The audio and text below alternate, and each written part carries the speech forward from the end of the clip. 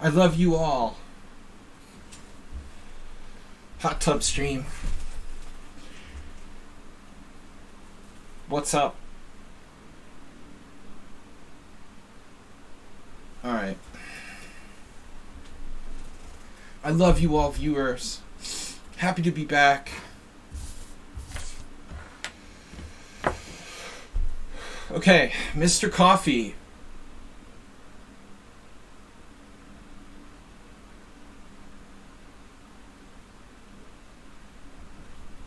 We have games from Excel Poker, Astrobate, Ubatis, Kakatiri, Jim. I feel like I've forgotten someone. But perhaps not. Perhaps not. Astrobate, you're in there.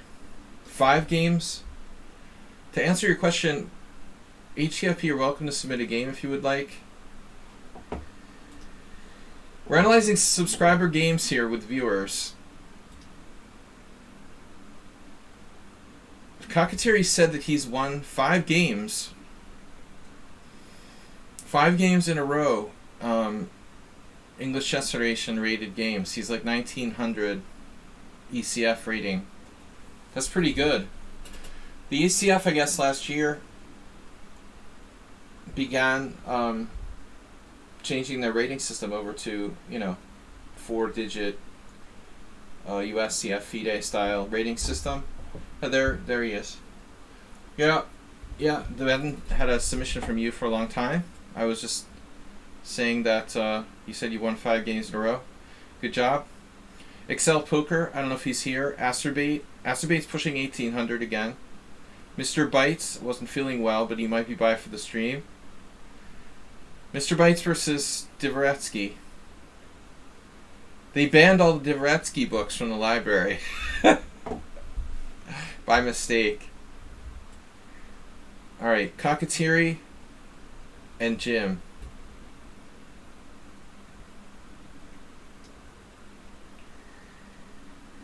Alright, seriously. Let's just get this over with quickly. If you want to be banned, we can ban you. Do it quickly. I hate the suspense.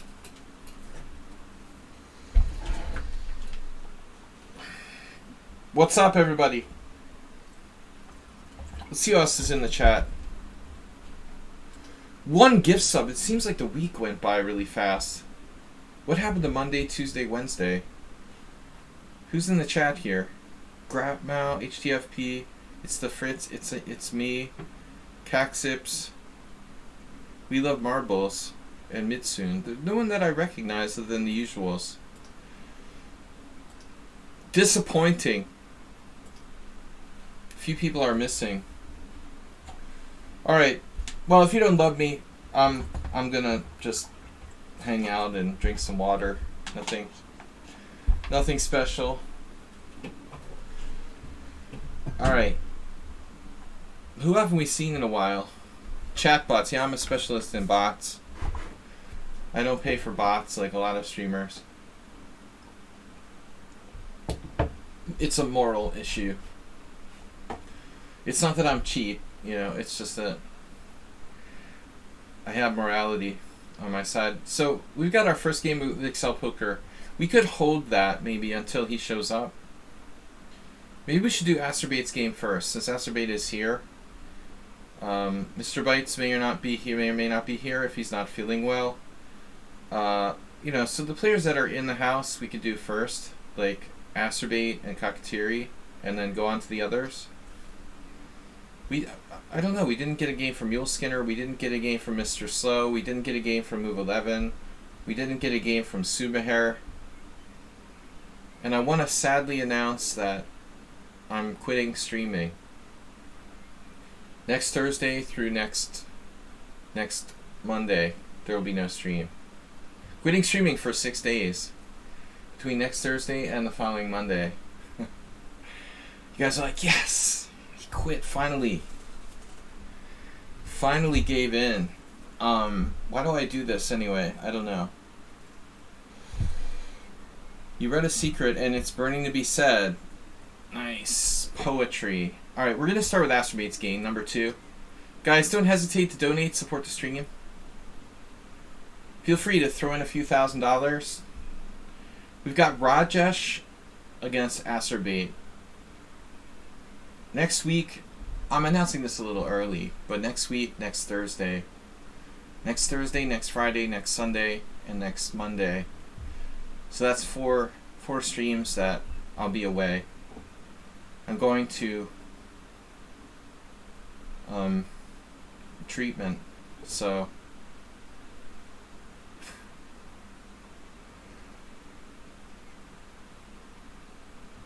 all right.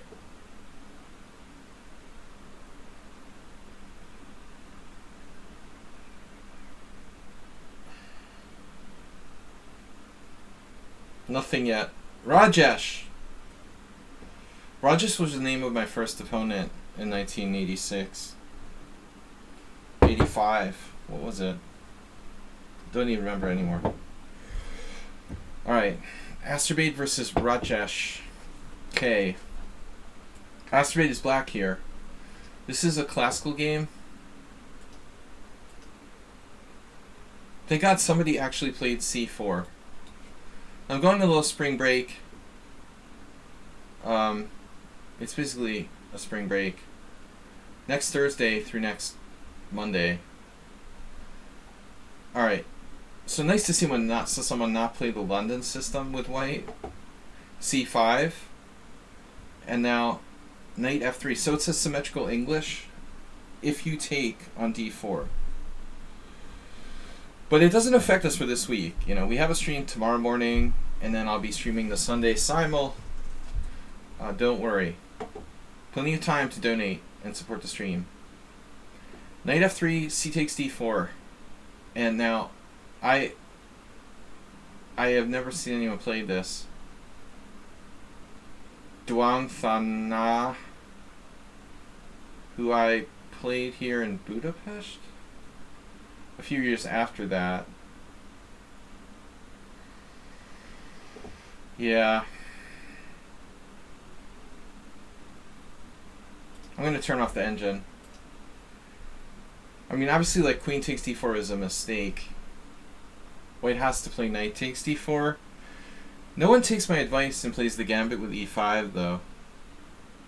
I don't know, I've recommended this to, like, 4 different students, and I just don't understand why people don't want to listen to me.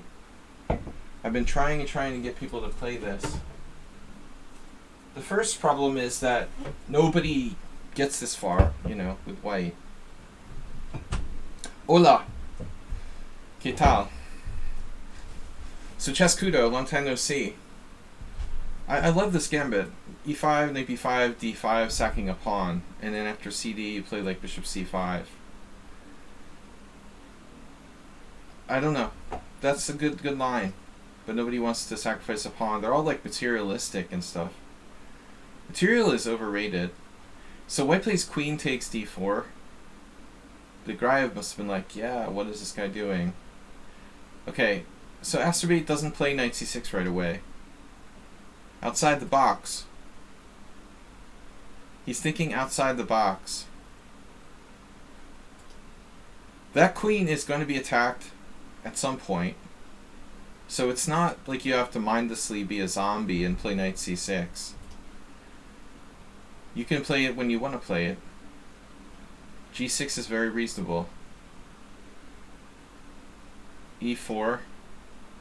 Bishop g7. Yo, there's a better chance white blunders, right?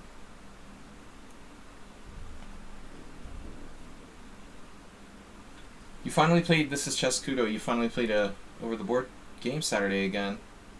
Full of mistakes, but a nice king and pawning game. What's up with the Netherlands and like playing chess and restrictions for COVID and stuff like that?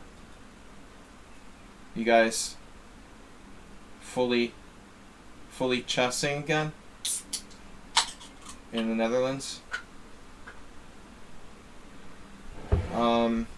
That's good. Good to hear. I always get the impression that like Holland is a big country for like club chess.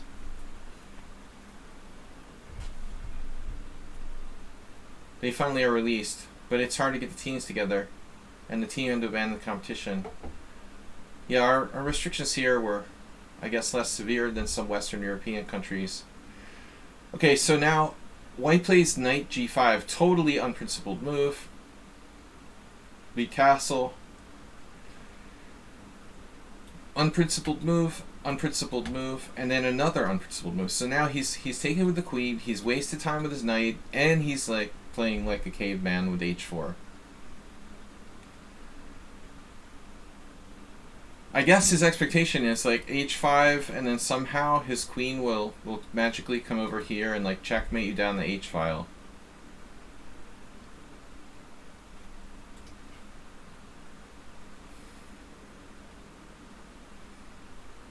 The principle that I'd like to execute here would be like to meet a flank attack with a break in the center. But I mean, I've seen Astrobate do this before, and I don't want to see him playing like e5. This is very tempting, but it's hope chess. You know, if you play e5, you make a positional mistake. You block your bishop on g7. If white takes it, you know, he gets ripped apart with something like knight rook e8 or knight takes e4. But if he doesn't take it, you know, you're just like positionally ruining yourself by creating a backward pawn and blocking your own bishop on e5. So I think it's good to see that Astrobate, you know, has progressed beyond the hope chess cheap shot.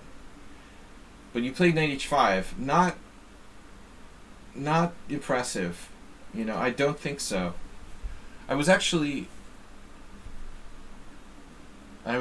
hoping for like maybe e6. It looks a little slow.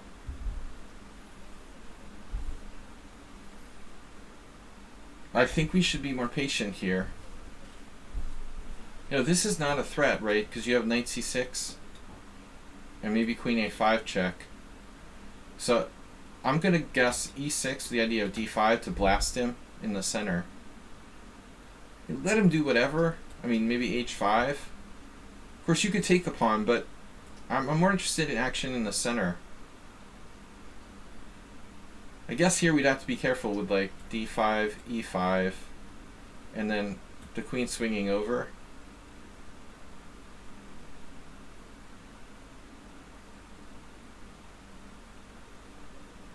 d5, e5. What I don't want to have happen is something like that, where he makes this somehow work. For example, knight takes h5, g4. This is the nightmare scenario.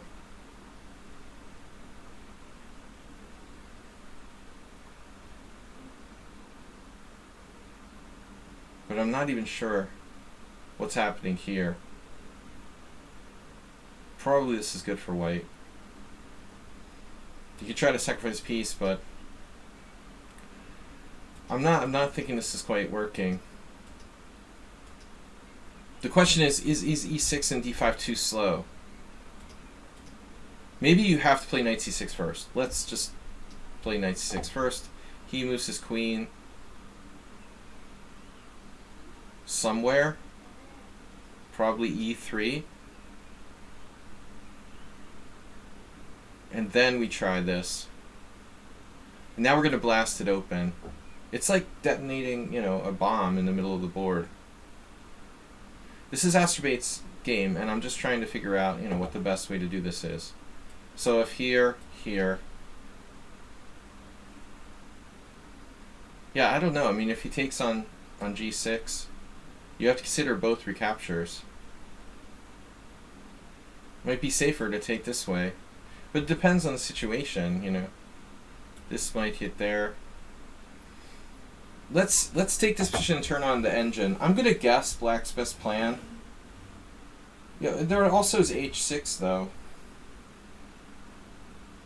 I mean, we didn't really consider, but maybe seriously, it's worth considering just playing h6 to hit his knight. I think this might be best. It's not like he can sacrifice the knight. Actually, I take it back. Let's not do knight c6 and let's do h6 first. Kick him back, and then he'll have better control of e5 though. But I don't know. It's a tricky position. I guess both plans are good. Either you play knight c6 and then e6, or you play h6 followed by knight c6. Let's see what the oracle says. Wow, it's playing d5. That's balls. That's so ballsy. No. Cockatier, you never want to play e5 here. That's the first thing I said. You don't play e5. Ever. You want to play d5 and blow it open. So the computer actually found a way to do it. It involves playing a pawn sack, like cd5 and then e6. You're like reversing the order of moves. That's a really, really nice idea.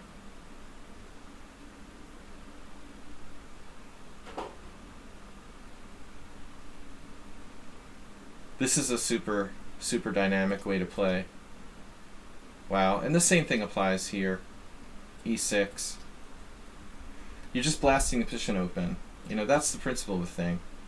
Finding a way to blast it open. This is a bad move, man. I mean, you're going out to the side of the board. It's like two wrongs don't make a right. You know, your opponent is breaking fundamental principles, and you're like, I'm going to punish his breaking fundamental principles by breaking more fundamental principles. You know, that doesn't work. This isn't going to work. I mean, knight h5 is just like two wrongs make a right theory. I guess your thought is that this blocks the h file a little bit, but he's going to play g4 at some point. You can stop it temporarily, you know, but you won't be able to stop g4 forever. If he plays like queen d1, he's already threatening g4. I don't think knight h5 is close to the best move. Knight c6. Now he can play g4. He does. Acerbate. Wow. I thought you might play knight d4 actually.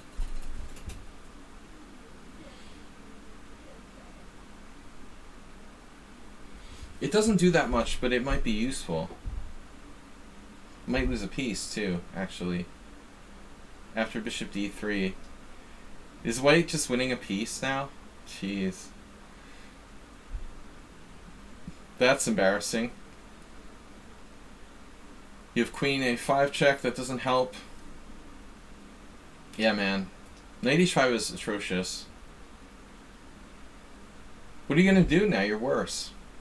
You justified his whole crap. White is better, right? It's not better, wow. I thought white was better now. Whew, the oracle doesn't agree. Unbelievable. He's still not better. Wow. You have to come back, though. I mean, that's your only move.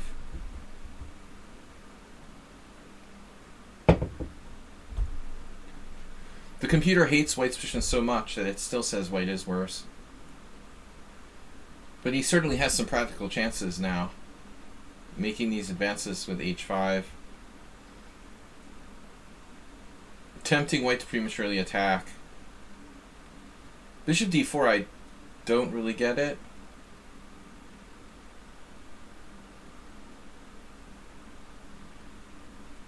But I guess he has to decide on where to put his queen. My assumption would be h3. But he chooses to go to f3. I mean, seriously, if the whole point was to, like, attack down the h-file, wouldn't you play queen h3 here? I'm not really getting it, you know. Right? Why put the queen on f3? You gotta put it somewhere where it's not going to get attacked. This seems better, right? I mean, this is gonna be serious now. You've got serious danger down the h-file. This is no joke. Now, I don't think bishop d4 is a good move, but your opponent luckily missed it. He misses queen h3, plays that. That doesn't do much. Plus, it's vulnerable to being hit by knight e5. Now you play knight e5, and now again, you're like, well, now you have something real, right? Because you have d6 next move. Okay, actually, let's step back a sec. So if he plays queen h3, you don't play knight back, you play d6. Okay, let's be fair. Maybe it's not that bad. You play d6, not knight f6. But I was thinking,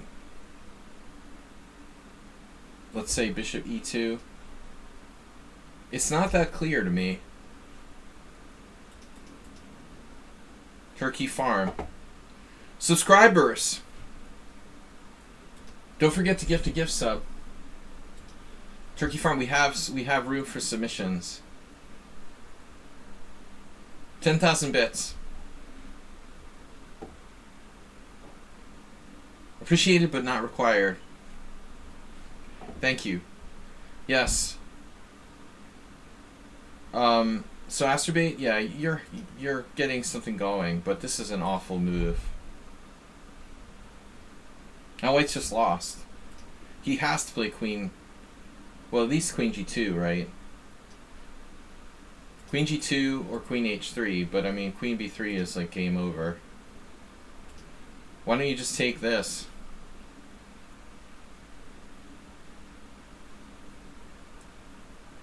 Were you afraid like your pieces would be double attacked? Yes, queen d1. I don't think that's gonna work. Yeah, you're totally winning. I can't believe you didn't play knight takes g4 here. Do you have something better? You just retreated.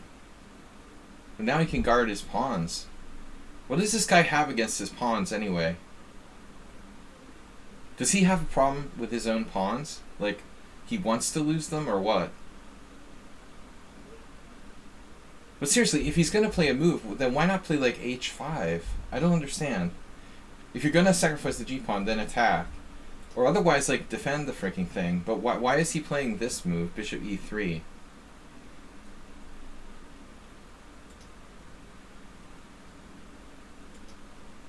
And now Astrobate takes. So the guy finally gets his raging attack down the h-file. I mean, you could certainly lose this position. It's a little late for the d5, but Astrobate's just looking for that knight. The knight has no defender. Wow. So White is like busted completely. He has to play knight h3. Yeah, this is awful.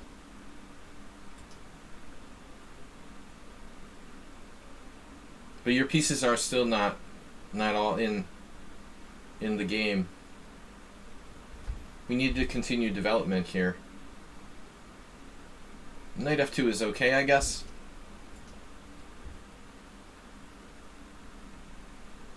I'm kind of indifferent to this. I would just recapture. I mean, whatever. But Astrobate went for the pawn instead. Check. I assume like king c2. But instead he wanted you to like have e1 check. Alright. e1 check. That was pleasant. Oh man.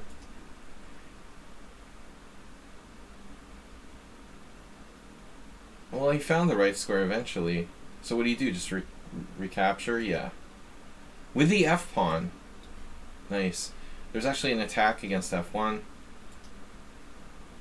And now, what about our other pieces? Are you playing two-piece odds?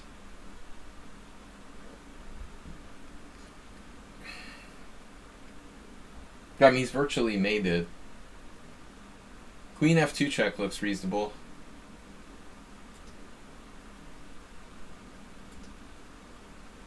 White obviously would rather not trade queens. This was an atrocious game by White. How is it not mate? It's mate, isn't it? Like rook f2.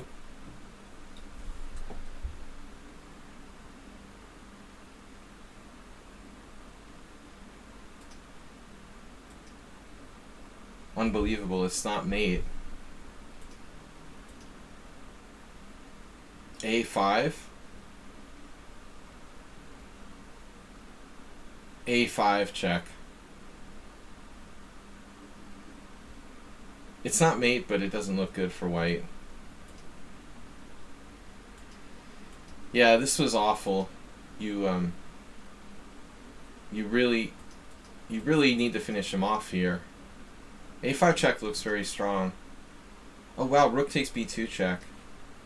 Duh. Yeah, no, you let him get out of the box here. A5's got to be good too. A5 is mate in 4. Rook takes b2 is mate in 3. Yeah, but you played this move. This move is not good. Too slow. You're giving this guy all kinds of chances to survive. Ooh, that was bad. Again. This is an awful comeback. He's completely back in the game now. I can't believe it. Oh my god. It's a good thing your queen is protected. Now there he could win a piece, right? No.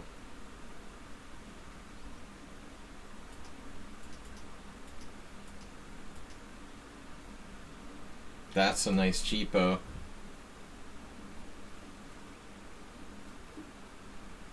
Oh man, he defended against it. Trying to set up knight b3 checkmate in 2, and he saw it with queen a4. That's very disappointing.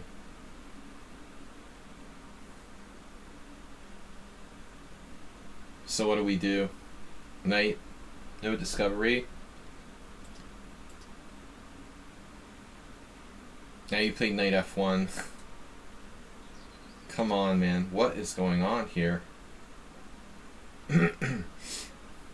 This was awful. Nice. I like the accelerated dragon. This maneuver is very common. a5, rook a6, rook b6. God, this is like painful.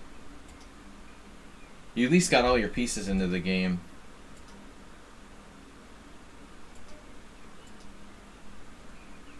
We're still not finishing him off yet.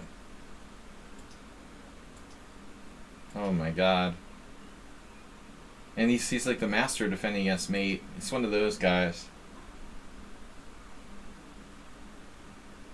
I can't believe he dropped the ball now.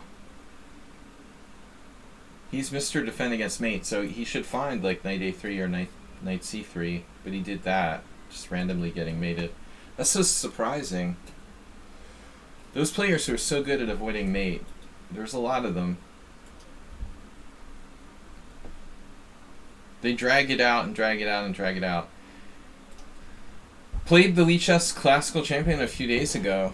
It was an interesting yet infuriating loss, caused the guy made every move virtually instantly. I'm sure you can relate. The lichess classical champion is probably... Oh, that guy. Oh man. You don't know the story, Testosterone? I banned this guy from my stream because I suspected he was cheating. And if he's not cheating, then he's trolling. You don't know that, right? You weren't around here. No, this guy is sketchy. But I don't know what the deal is. I mean, there's something very strange about it, about his account. I don't know. I mean, he posts in his finger notes that he's like rated 2000. He plays like an IM level player, but then claims in his private notes that he's 2000. I had enough of playing against him. I really don't trust him. I don't know what his deal is. It's totally sus. But he doesn't play like straight up computer. If he is a cheater, he's extremely smart about cheating. Let's just put it that way. So I don't know, one way or the other. I had to ban him from the stream. I mean, it's just ridiculous. So There was one game that was very, very suspicious to me, where I instantly found some kind of very tactical solutions. Let's just put it this way. If he's cheating, he's a master cheater and disguising it. And if he's not cheating, he's an IM who's like, at least IM, who's trolling people by pretending he's like 2000. But I don't want someone like that in my stream. Cheating or not cheating, I'm not sure. But he's either a troll or a cheater. Yeah, I noticed that he reached the classical #1. I mean, one of the things that bothered me about him was this. Generally speaking, like a very strong player, if they're stronger than me and he was arguably as good as me, people that are as good as me generally don't come back to my stream every day to play constantly. If he was really as good as me or better than me, he probably wouldn't want to play me on he was playing in my simuls and stuff. Why would someone who was as good as me or better than me want to play in my simuls every week? It was a very, very suspicious character. I don't let them in the team or to play anymore. I can't really put my finger on it. It's just too hard to prove he's a cheater. I don't know. If he's a legit player, I think, then be open about your identity, It's a very strange account. Okay. Anyway, we're not up there yet. We did the Astrobate game. Excel Poker's not here. Your message got buried in the chat. You submitted a game to Yabatis, but I got no response. Oh. Can I check? You have to submit the game to me, Aquiasmo. Because Yabatis isn't here. I think he was feeling ill. Man, I don't know, man. If players are like better than me and they keep coming to my stream and playing in my simuls, like there's something not right. There's no way that player who's better than me wants to play in my simuls. It doesn't make sense, It's like they're cheating and they wanna troll me by pretending that they're not cheating or something. Aquiasmo, what? You can submit a game. I don't think they're a super GM. The interesting thing about it is they're either like strong IM, like not quite a super player. No, they wouldn't waste their time. They can't be a super GM. I don't think they're even a GM. I think it's like a strong IM, or they're just a very gifted cheater who carefully plays enough bad moves mixed in with the cheating moves to. I think it's stronger than Eric Rosen, but whatever.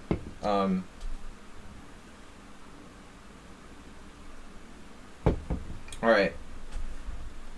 Eric Rosen is not what I would consider a strong IM. This player is much stronger than Rosen. Alright. Yeah, send it over to me. Excel Poker.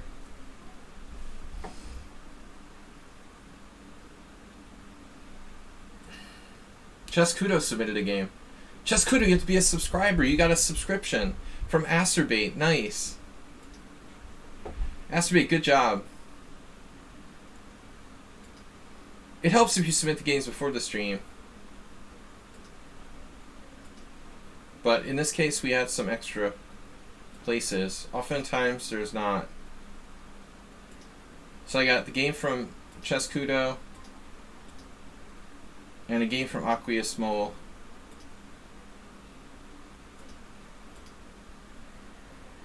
So now we have almost enough. Where's move 11? The legendary move 11. I have 8 games. We did 1. Alright.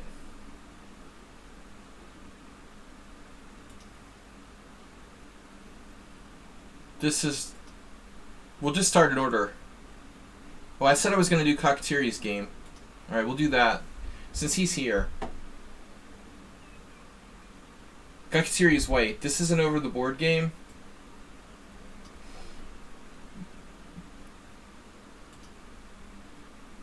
Kakatiri playing knight f3. A lot of King's Indian attack type stuff. This is a Reti. I don't personally like love it, but if you do play the Reti, I've been very frustrated by the people who play like solid stuff here. I suppose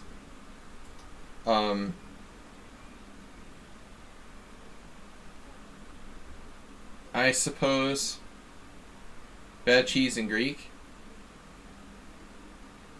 Bad chess. Ah, that's interesting.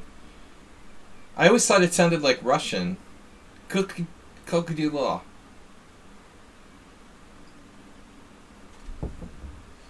I guess the Russian is related to the Greek somehow. Alright. C4, D4. And at least here you get to play dynamically. Okay, so B4. Interesting. Bad chess, but chess is cheese. So it's funny. Yeah, it's a play on words. Your opponent played E6. It's interesting. Played by Granda, who notably doesn't know openings. There's also this Gorovets guy. I guess he's Ukrainian. I'm not sure if he's Russian or Ukrainian. Kind of important now. But that was back in 2013 when things weren't quite as clear. A player who went to the US to play at, I guess, UTD or something. Anyway, there's a couple games where this has been played. E6 is unusual. So F6, Bishop G4, C5 we saw recently, G6. You know, I suppose there's lots of plausible moves. Knight F6 is certainly a move. But we have instead E6.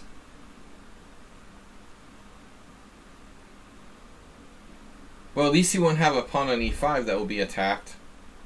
It obviously has the biggest disadvantage of this move is that it blocks in his bishop on C8.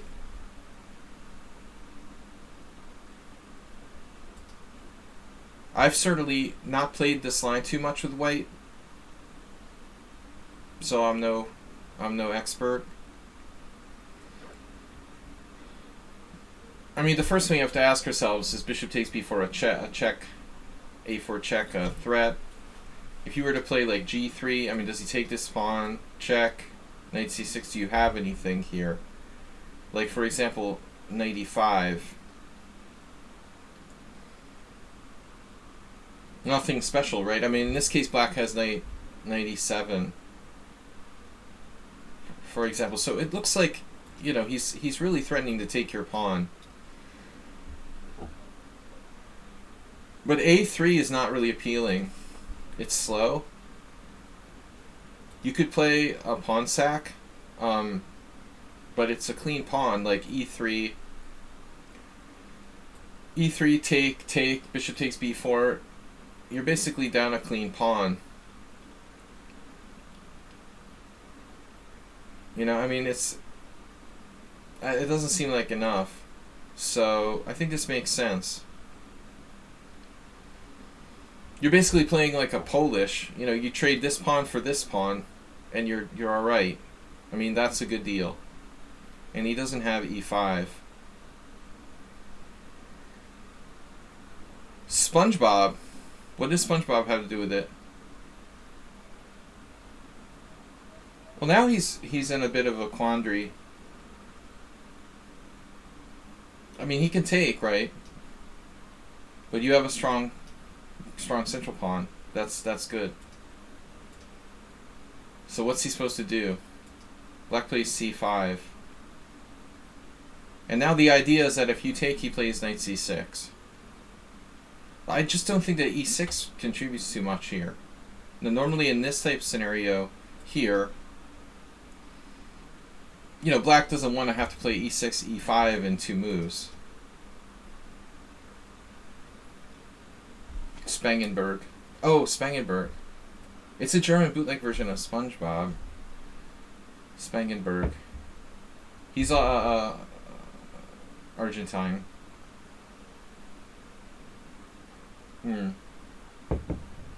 But he must do something outside of chess, because I haven't heard of him in years. he's been not in the chess for a long time. C5. Yeah, I guess. Okay, fine. So if you take, he just takes with the bishop. Or plays knight c6. So what are you supposed to do here? My guess is e3. I want to apply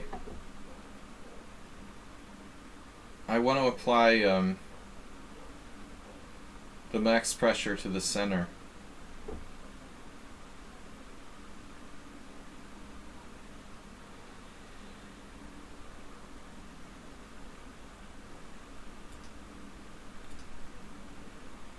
Yeah, well, Aquismo, like the entirety of Argentina is made up of like European immigrants. I mean, everybody is like Italian, German. All right. Bishop e2, c5, e3.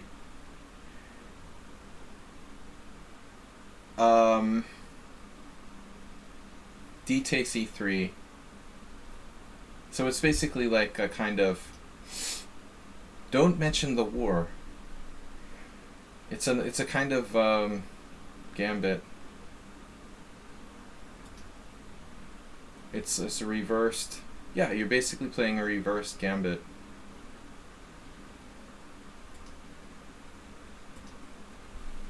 David played d4. I have to say I'm not in love with d4 here necessarily. But I guess, yeah, it makes sense. You're going to have to do something eventually. The only other option is bishop e2.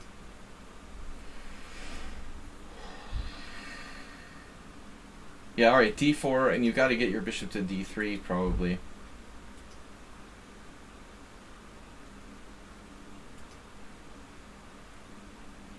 If you ever play e5, he might e4. He has e5 ideas. But right now, black doesn't have any pressure on the center. So black plays knight c6. So now, if e4, e5,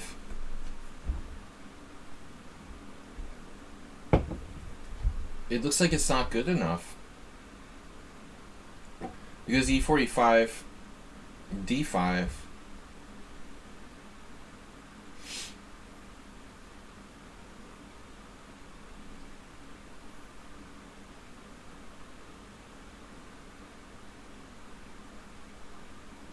I was just looking at crazy stuff. But black's too far behind in development here.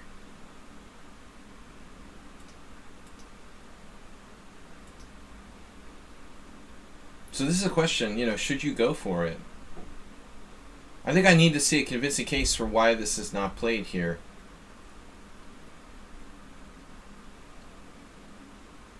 Because it's kind of problematic for black. I mean, e5, you're kind of rolling him. If he doesn't have e5, he's in trouble. Big trouble.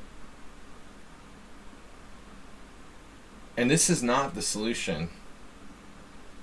Now, even that is unclear, but I think this is the point. You know, you're playing d5, then we're ripping this pawn on the next move. And white center is, like, overwhelming. So what does he do? Like, knight d4? This is a disaster for black. This looks like a disaster.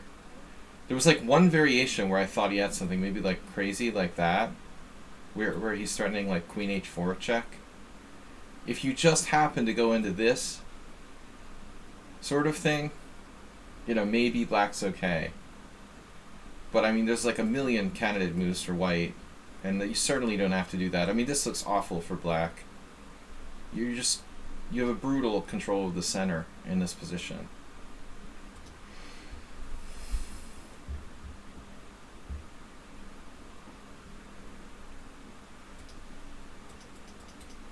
So I think you make a mistake here, missing e4.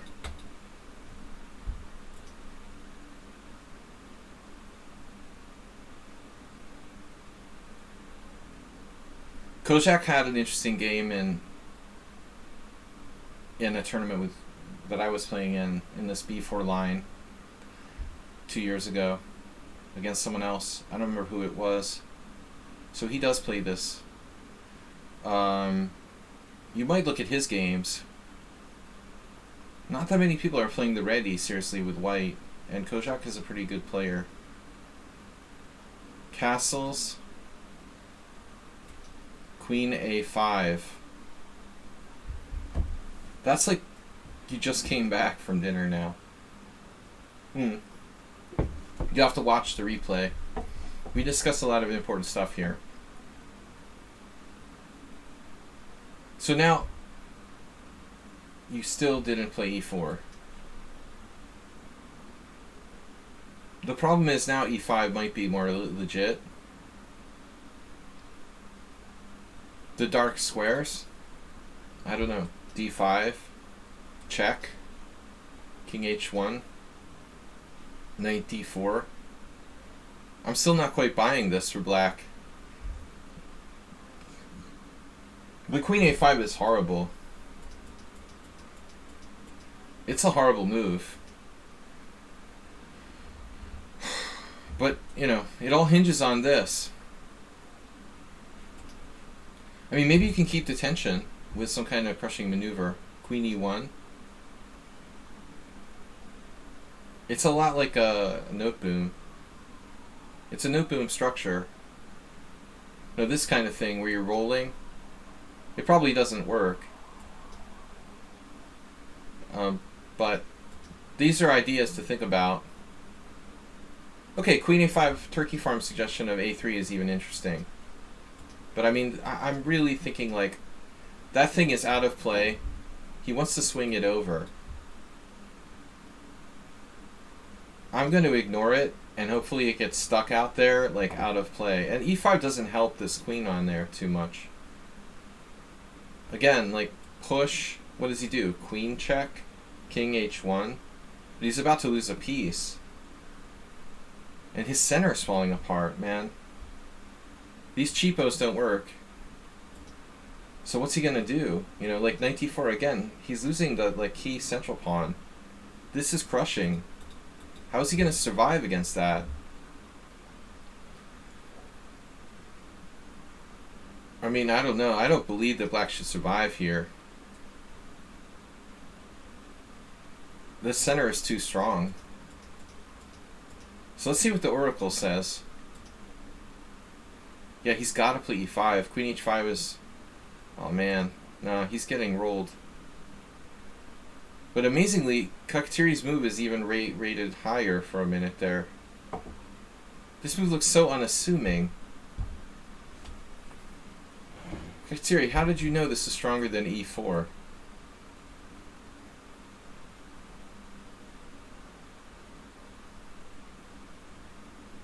His mobile phone told him. I don't know, man. I would just not want to miss this opportunity to play this move before it's too late. I guess the point is, like, black can't stop it, so this is good. He really can't stop you from doing this. So either Kakatiri's a genius or he's just lucky. Because E4 was good too. This is a natural move. Okay. Yeah, he swings his queen across. But you've got E4. Yeah, I mean, in principle, it's better to get developed. But with that kind of thing, like, you don't want to miss your opportunity to get it in. If you can get it in, you get it in. If you can get an E4, he's screwed. You know, I mean, that's all there is to it. He has to be able to meet E4 with E5, and if E5 is not good, his position is gone to the scrap heap. You know, he's got a serious problem.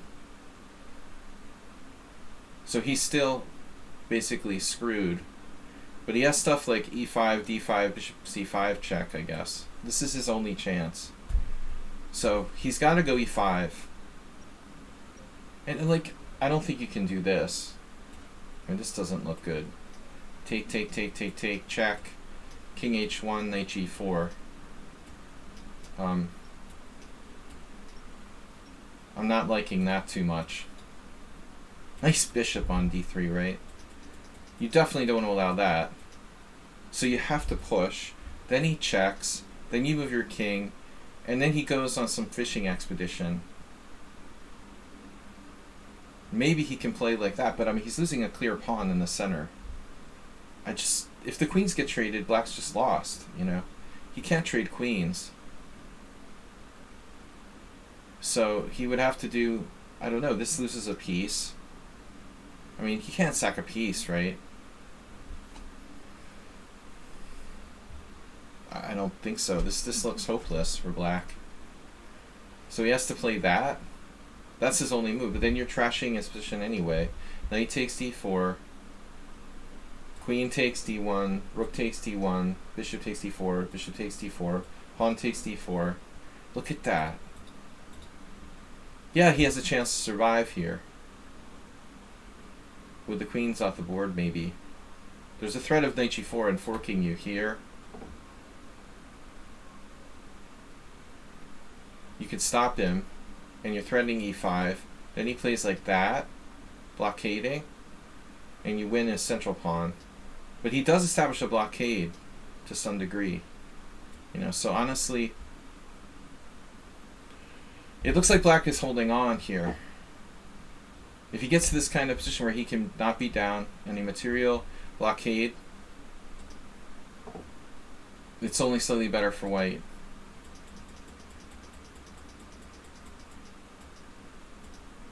So what happened in the game? Queen h5, knight bd2, e4, knight g4. Alright, you know, you could even sack an exchange here. Your center is brutal.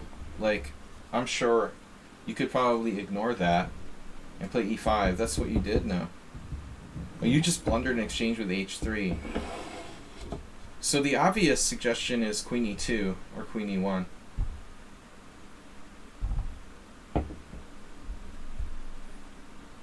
The problem is e5,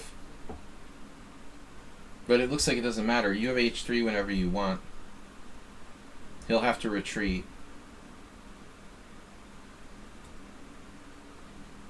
And you're playing this anyway. Playing my song. Something like check, king h1. Strategically, black is in big trouble. Okay, so you blundered. I think your position is so strong, though, that you can sack the exchange. I really thought you would stay kind of concentrated here in the middle with the queen on e1 or e2. The other thing is his queen can get trapped. It's very possible. I could see his queen getting trapped later on, possibly. But this is really strong. e5, knight e4. You have compensation. I feel like here your queen isn't coordinating with the rest of your pieces that much. Black didn't take the rook. I think it goes without saying that black has to take this rook. This is very strange. Oh, he wanted to play for knight takes d4. Interesting. Maybe reasonable. Is his knight trapped, though? I mean, is his knight trapped? No.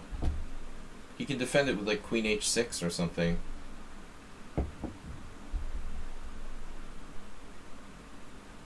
Oh, your queen is almost trapped. I see.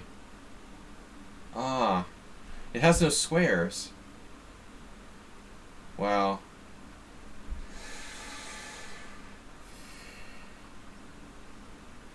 Yeah, I didn't like queen a4.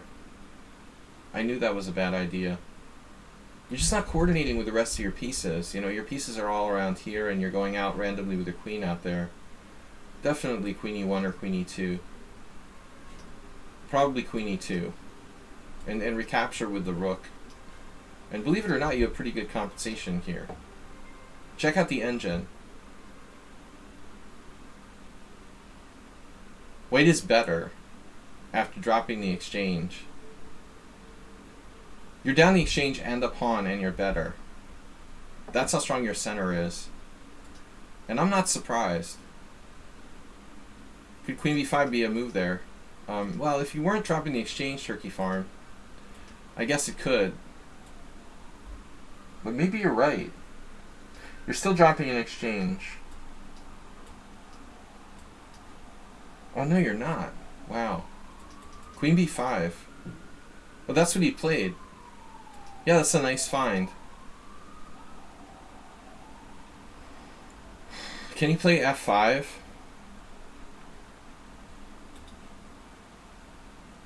Well, he can't trade queens. He should threaten mate, right? He actually played queen takes b5, face palm. So he can threaten mate with queen g6, but you have like knight h4 or something? Queen g5? You don't want to trade queens.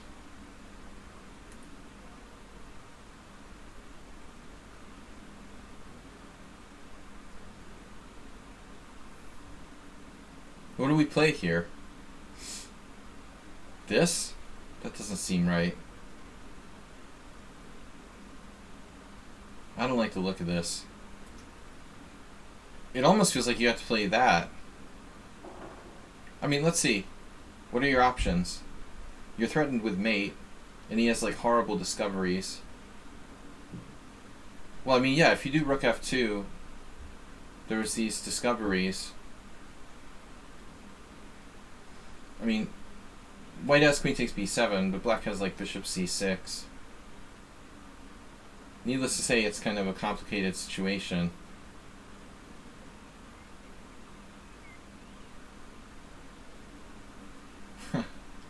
It's a little strange, but my head hurts. Wow,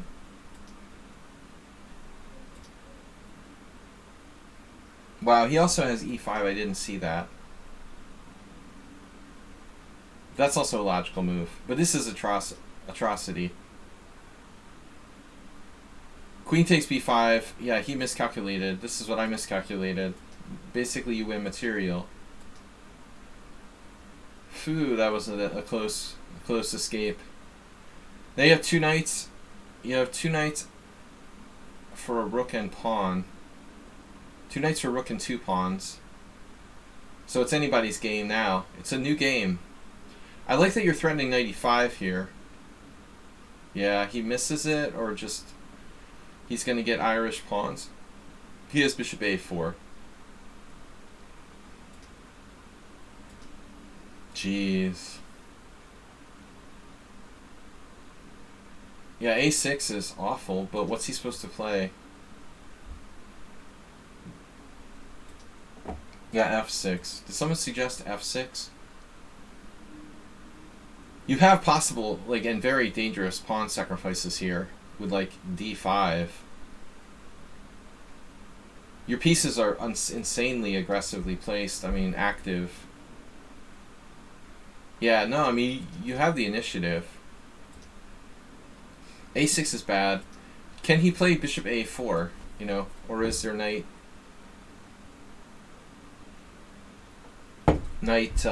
somewhere? Knight c4? Knight c4, threatening knight b6.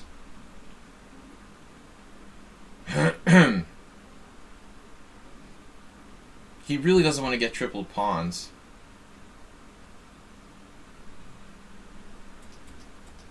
But I don't like him giving you the white-scored bishop.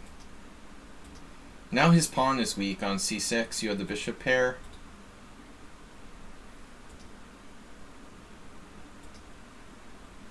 And now another knight. My other brother, Daryl. Here, here, here. Problem is you can't take on f7, so it's not really a double threat. It looks like black is hanging on. Not what I expected. I'm not sure that's a good idea.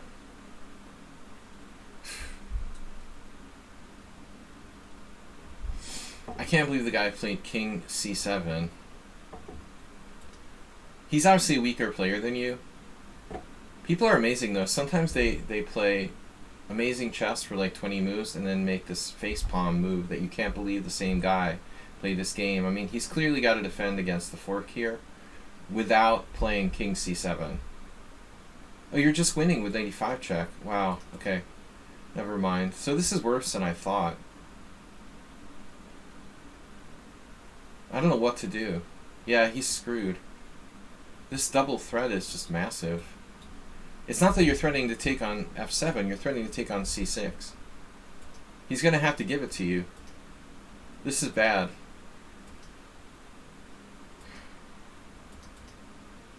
Maybe that was a good move. Pinned you.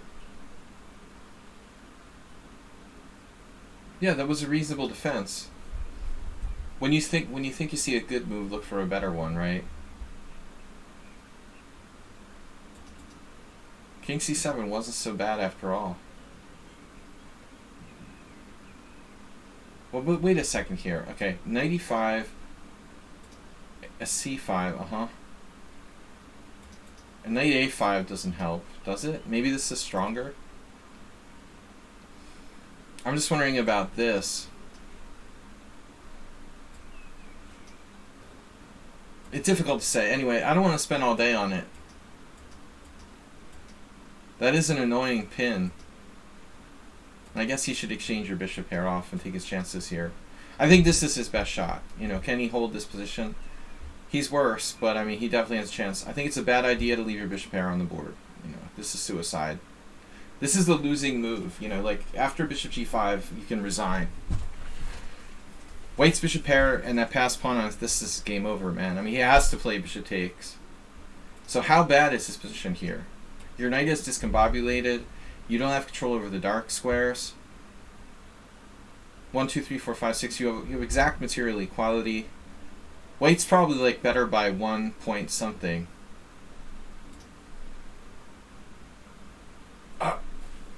Just breathe on the scale.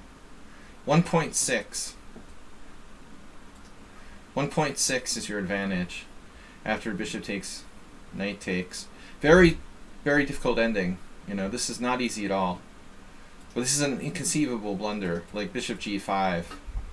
You're just killing him now. I mean, bishop e5 check. My god, he's practically getting mated. Yeah, very inconsistent play by this guy. He needs more experience. Put some seasoning on him. Look how strong this passer is now. Remember, when your opponent has the bishop pair, you want to trade it off. Yeah, that's over. This is over. I think you shouldn't even hesitate. Probably start pushing this pawn up. Yeah, this is crushing. Don't play with your food. Needless to say, 2 pieces up is over. Yeah, I mean, it's a nice maneuver, but I don't think it made a difference. Alright, man. Not a bad game. Your opponent needs some work, but yeah, you were good. Alright, that was a long analysis. I got a challenge. Audrey Chess Attitude. Adriosaurus. Whatever happened to her? I think she got banned. Alright. Excel Poker. Was re-election of Orban. No politics. Yes. I don't want to talk about it.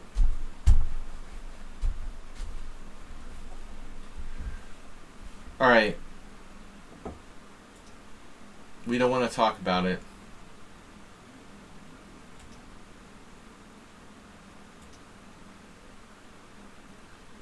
God, the London system. Excel Poker submitted the London system. Crushing the London system.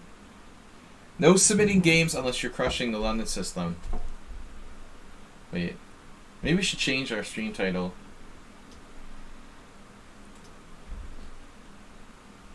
Analysis. Analysis stream. Crushing the London system. In caps. With an exclamation, or 2 exclamation points. Crushing the London while sitting in the hot tub.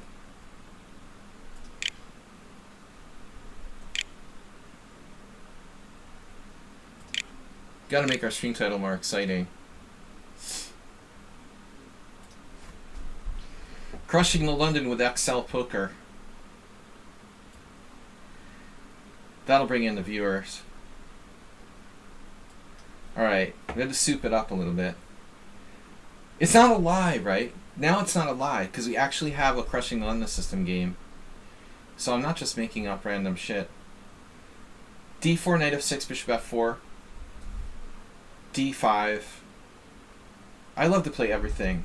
C5, G6, D6, Knight C6, one of my favorites. They don't know how to react to that. Fishbein Jr. Alright. Knight F3, D5. This is like my least favorite move.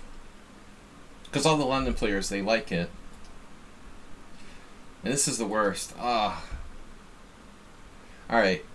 Excel Poker's a good player, but I don't love the system the most. Okay. If I'm gonna play this, by the way, I would play C5 first. Why do we have to play E6? Are you afraid of D takes C? I don't mind. If they want to like trade off their center, let them do it. That's a line. This move has come into popularity. Every 8-year-old kid like knows this variation probably, but it doesn't make it good, you know.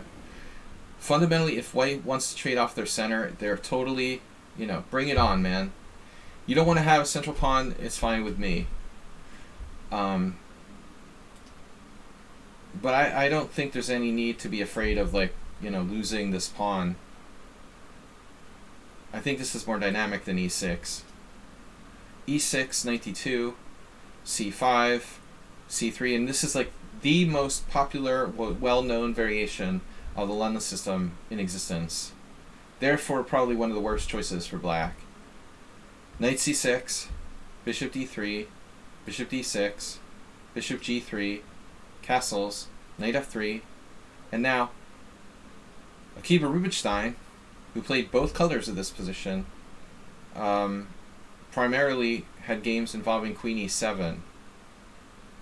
The problem with Queen E7 is Knight E5, and then Rubinstein's era 100 years ago, this was the main line. Bishop takes E5, D takes E5, Knight D7.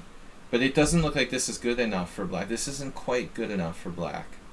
So you have to do the, what is it? Queen E7, Knight E5, Knight D7. And then you just don't be stupid. After Knight D7, you have to take with the queen.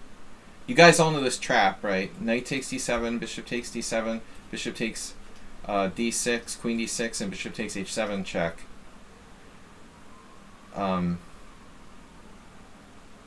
Kosic showed this to me like 5 years ago. I never really like would consider playing this line. You just have to take with the queen. Yeah, you don't know this. Knight takes D7, Bishop takes D7, Bishop takes D6, Queen D6, Bishop takes H7, King H7, Queen H5 check, King G8, Knight E4. Sorry, what am I talking about? Takes on C5, Queen takes C5, Knight E4.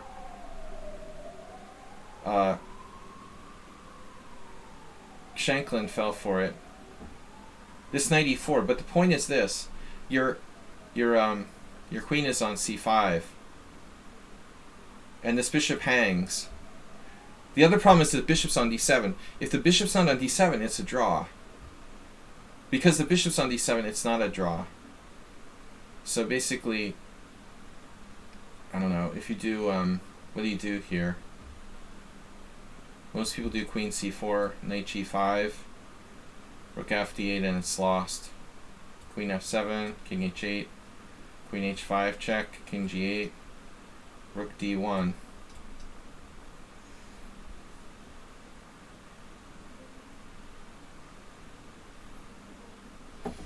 Let's see, E5. Hans fell for it. He actually won, oh my god.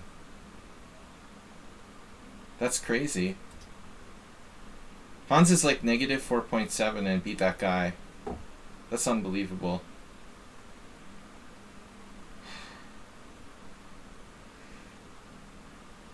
Yeah, apparently it's lost. Queen F7 check, King H8, now E4. Only Kamsky knows how to do it.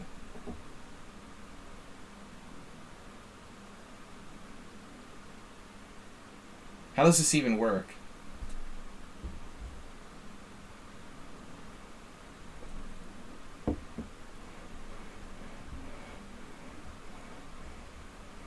There's no rook lift. Well, 1, 2, 3, 4, 5, 6, 7. 1, 2, 3, 4, 5. Apparently it's like +5.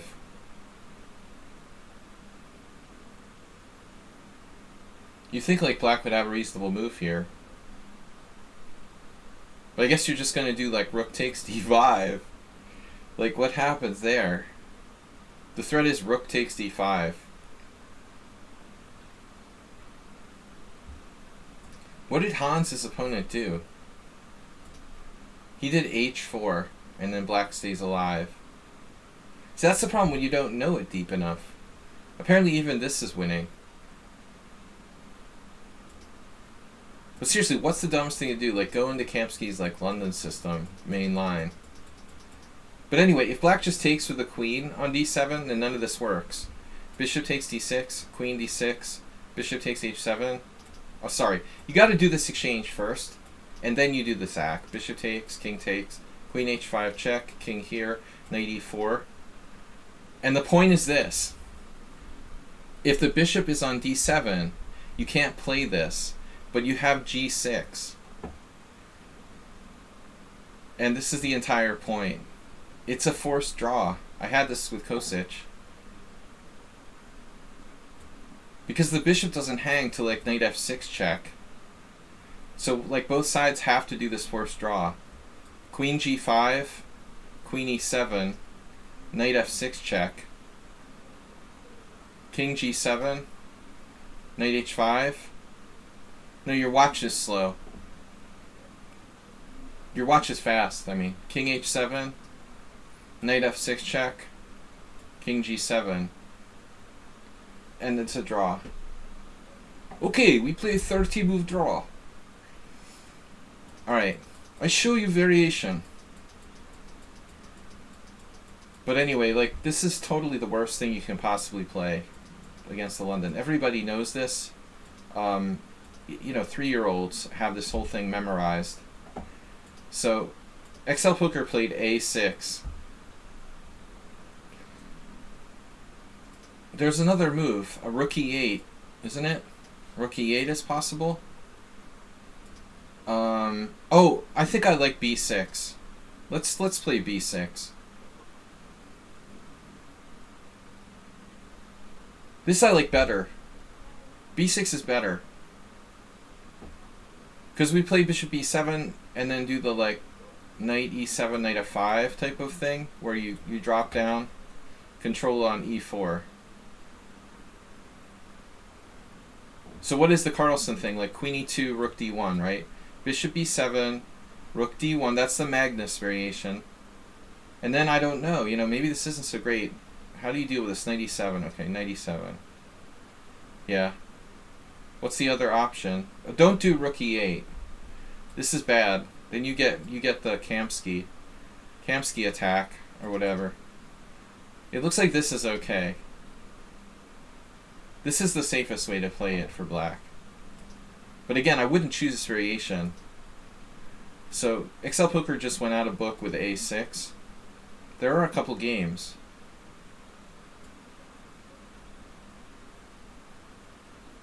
So only 2 of them are notable.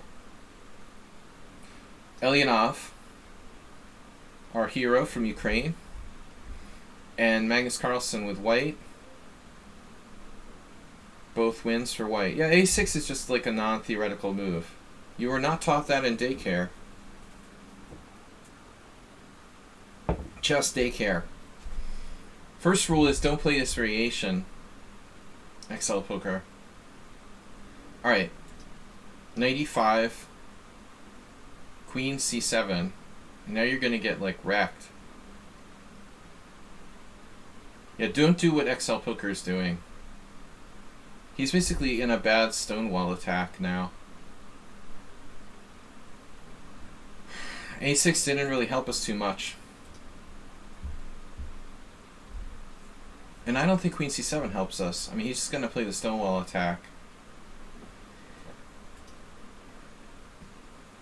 It's funny that there's another game. Malakhatko had 2 games. Wasn't there another one? Yeah, Elianov Malakhatko, which is 2012. And now the guy has another game for 2019. Like, he didn't learn after he lost to the other player. He's just going to keep playing this position. I don't understand. For a strong grandmaster. Hey, let's just lose the same game again. F4. This is just like the ultimate stonewall attack for white. Like 1100s could beat you here. You don't want to be like playing against like Jakob Norwitz or something. I mean, this is like literally the perfect stonewall attack. So Excel Poker realizes there's some danger. By the way, like going back, I would suggest that is a better move to take some kind of defensive measures. This idea is very important. To pivot that knight around. If he goes for a stonewall, you've got that, you know, kind of blocking idea. And it just kind of helps defend. This is not really contributing much to our position. I mean, I don't think you're going to do much here. And he's just doing his thing. So now knight e8. Alright.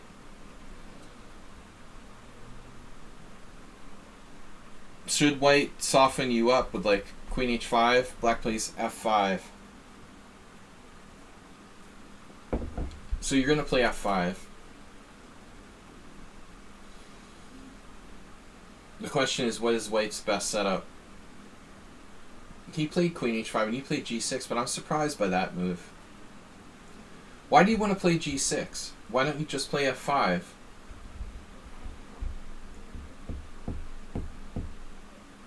It seems like don't play g6 unless you have to, but you're going to have to play f5.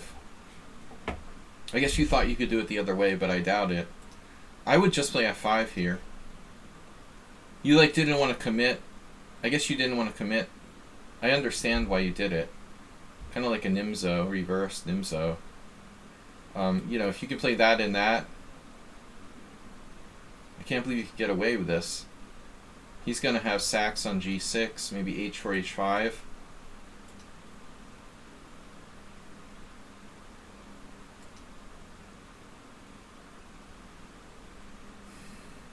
So bishop takes. Oh, he did a Steinitz. He just like left his knight on e5.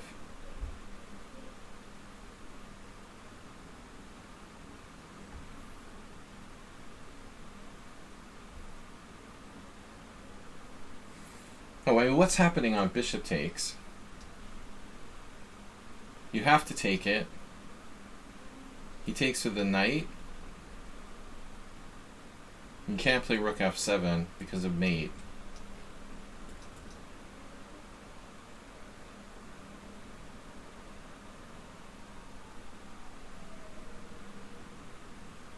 Does anybody have any comments or questions?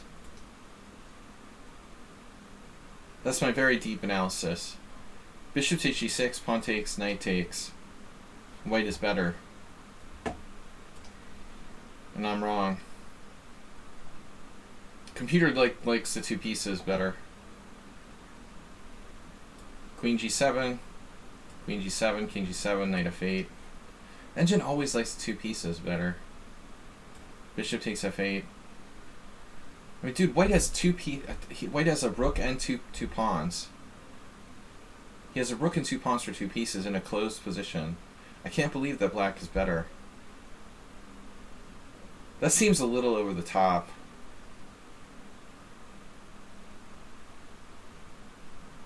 I mean, I realize like you have a white squared bishop, and ultimately that's a good piece. I wouldn't think that white is worse. I don't see knight takes g6. No, his other option is simply just retreat, right? That's the default move. And then you have stuff like knight g7. Alright, I'm going to check.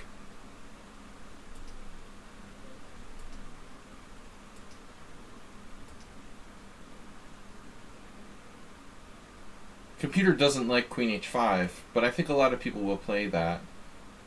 The computer also likes g6 better than f5. I would have played f5. And then queen h6 looks like it's a mistake, surprisingly. Again, most people would play that. Queen e2 is like more flexible. What happens here? cd4, ed4, f6, and now the f4 pawn is hanging. So knight c6, b takes c6. And his f4 pawn is hanging, he can defend it, and it's a game. It looks like black's fine. So this is a novelty.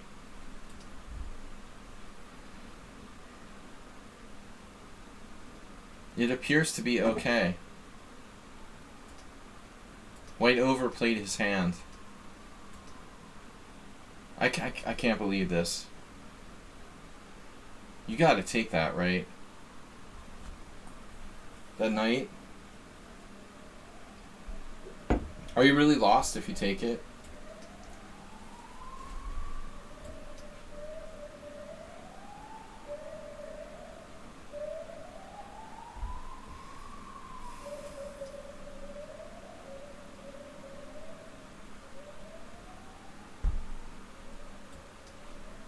There's some weird stuff going on here.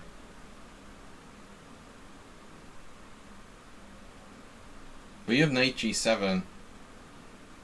Some really weird stuff going on here, like that. This is a crazy position. I kind of don't blame you for not taking the piece. I think he left or something.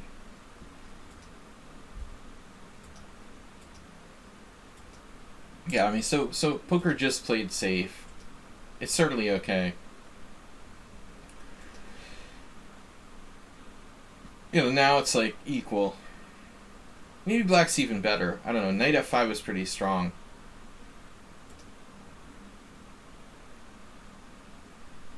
He lets you isolate his pawn on d4. Whoa.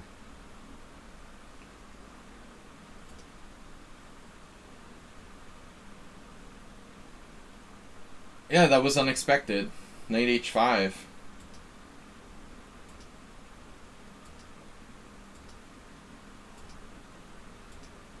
Nice. Black's got a good French. So you just emerged with a good French.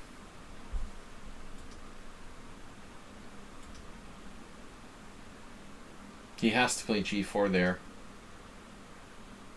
I'm not sure if g5 was a good move. My gut instinct is that you should play more patiently here with king g7. You have a lot of flexibility. I don't like this. It's not terrible, but I think it's kind of committal, isn't it? Is he in trouble with rook f4? That was your idea, presumably. You could take on d4 first.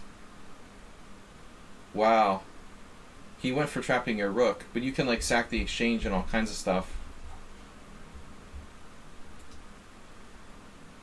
I would have played knight h2, but no.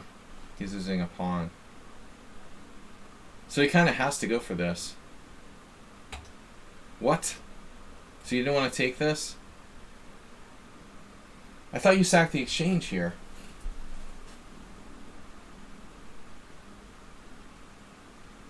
Man, I don't know. This looks awfully tempting. What's he gonna do? He has to play like king g2, c takes d. What's he gonna do? Trap your rook? But you have pawn takes pawn.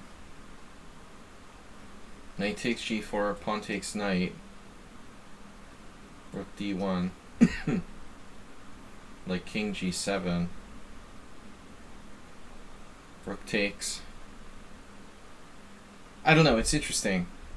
I don't think that you're worse there. It's murky though. So again, you know, you err on the side of caution.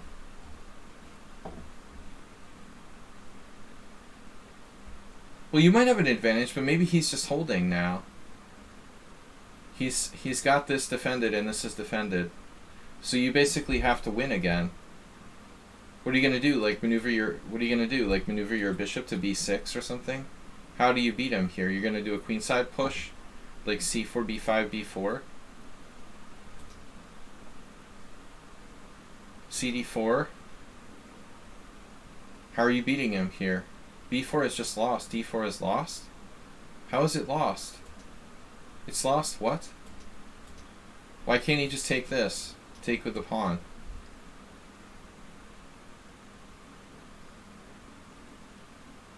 Well, I'm not saying he has a good position, but I don't see how he's lost.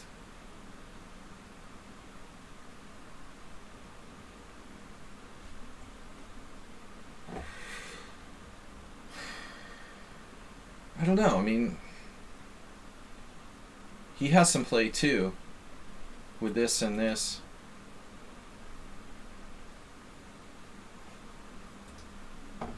Knight b4, bishop b1, bishop b5. What's the idea?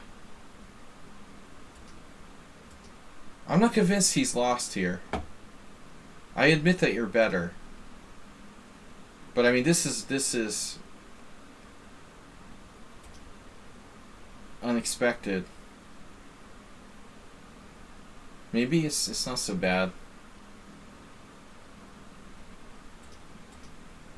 Well, he can't drop his e5 pawn. What the bleep is he doing?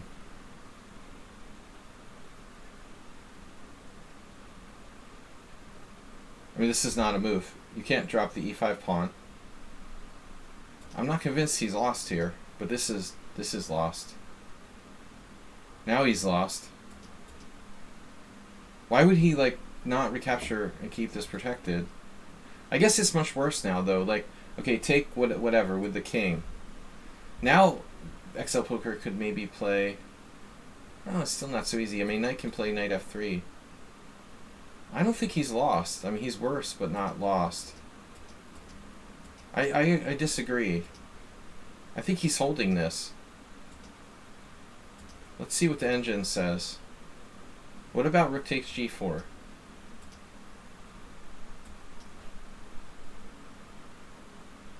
Yeah. And it goes for something different. King g2, cd4. I didn't see this. Rook h1. There's that as well. Very murky. Yeah, this is too unclear to play. I agree. But I still think you shouldn't have played g5. Number one move. I liked king g7.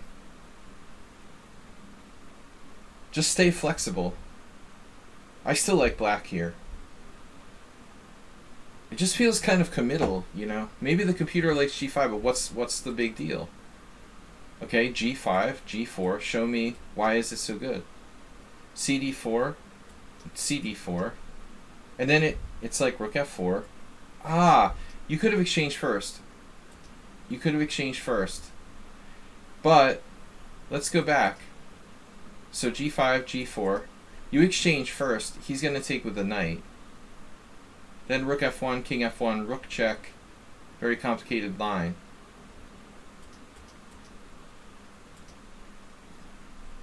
So if you exchange first and he takes with the pawn, then you do rook f4.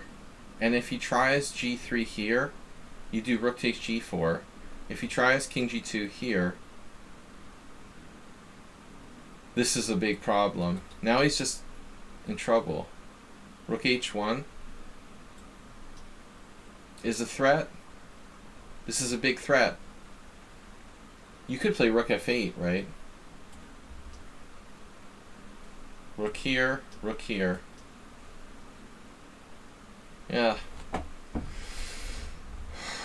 Not so easy. Yeah, I agree with the way you played it, but I just don't think you're quite winning.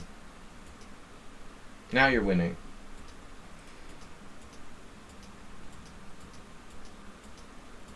Not to say you wouldn't win against most people, but you wouldn't win against a computer. And you wouldn't win against Magnus Carlsen. That's the acid test. Now clearly he can't recapture, but he's lost anyway, so he just kills himself quickly. Game over. Alright, refuting London system, not quite. But it's just a sort of attention grabbing stream title. Thanks to Excel Poker. Mr. Bites is here against Dostoevsky.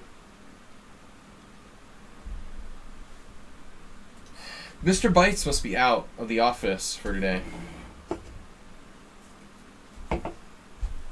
Alright, knight c3, knight f6, e4. We transpose to a Alekhine. The Alekhine declined. Pierce. London system refuted. Thank you for refuting the London system, Excel Poker. Very, very nicely done. Another London refuted successfully. Not my personal choice, but not a bad game. I mean, you proved that your setup was viable. So bishop c4, g6, knight f3, bishop g7, castle. Now the critical moment. I'm always wondering, like, should I try to lift this pawn? Or is it too early? I guess it's not good here. Like, takes, d5, bishop e5 check.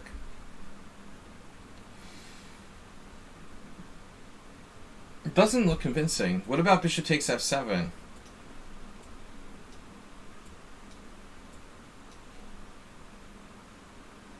I'm not convinced by this.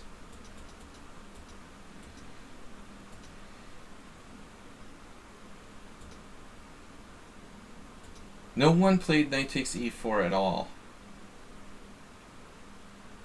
I need to see your license, please. Can you roll down the window? I mean, somebody explain to me why this isn't possible. I tried to teach it to acerbate like a million times, but he still doesn't listen.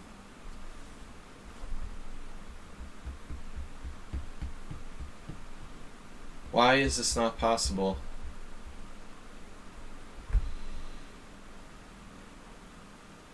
Anyone? Do you see a refutation? I like Turkey Farm. It's definitely possible, but I think I'd hold off from knight e4 here. Thank you for the scientific explanation. That sounds like my logic when I'm playing a blitz game. But why would you hold off on it? You know, I want to delve a little further into this debate here. If I can destroy white's center, I want to do it. If I can get the bishop pair, I don't mind. Yeah, bishop f7, king f7, knight e4. Now,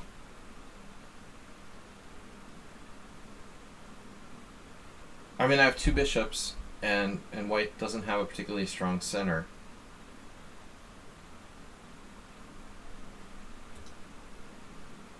Rook f8, d4, king g8. Manual castling. It looks viable. Yes, there are some weaknesses in black's position, but they're white square weaknesses, mostly. Because there's a little bit of stuff here. Rook e1. Threatening knight g5. h6. c3. With ideas of queen b3 check. You know, the Dutch player is going to be like, Hikaru is in heaven here.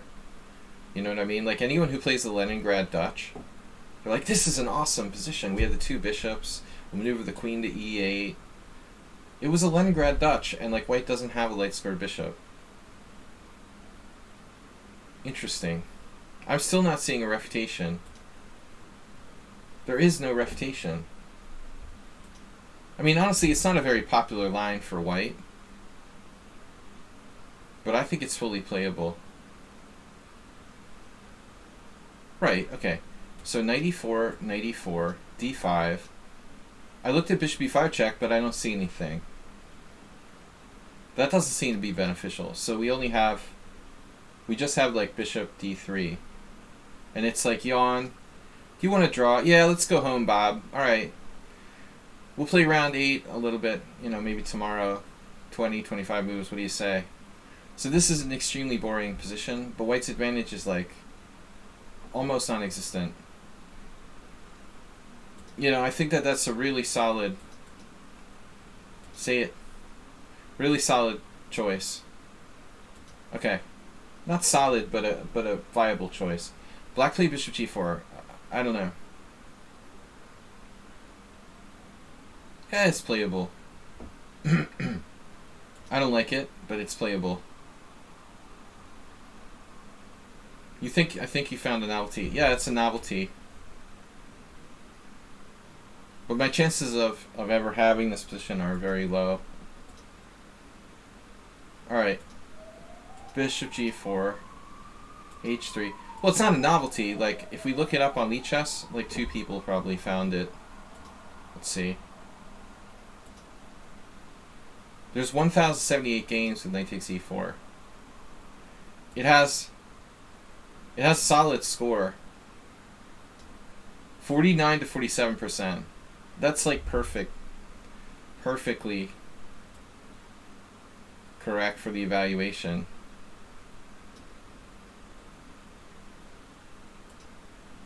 It's the 4th most popular move after the crappy bishop g4. Funny that no one plays c5, which is a totally reasonable transition to the closed Sicilian. It's a novelty, except the fact that it's been played 1,074 times. Bishop g7 castles. Now I'm definitely playing it. Yeah. Okay. Bishop g4, h3. There. Sorry.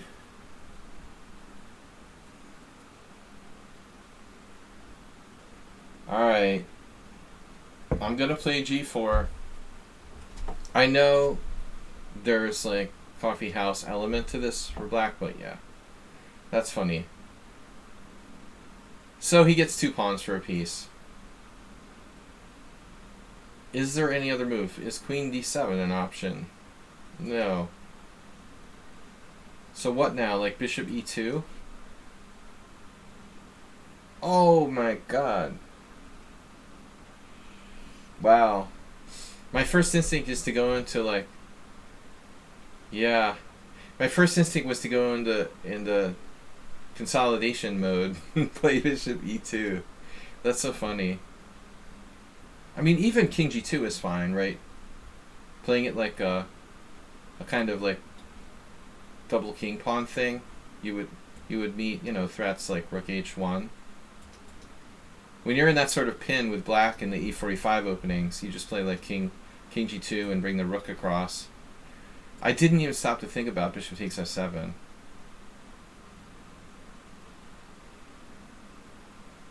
So what happens on king d7? Like if you're black here, king d7 knight e5 check. Oh man, that sucks. If king d7 knight e5 check, and then you're just swiping the bishop with check. Oof, that looks horrible. That will end very ugly for black. So he tries the best practical try, king f8, keeping the pin. Now I don't know what to suggest for black.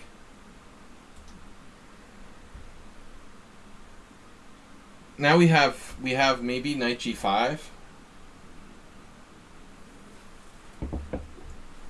He does it. Otherwise known as Mr. Fancy.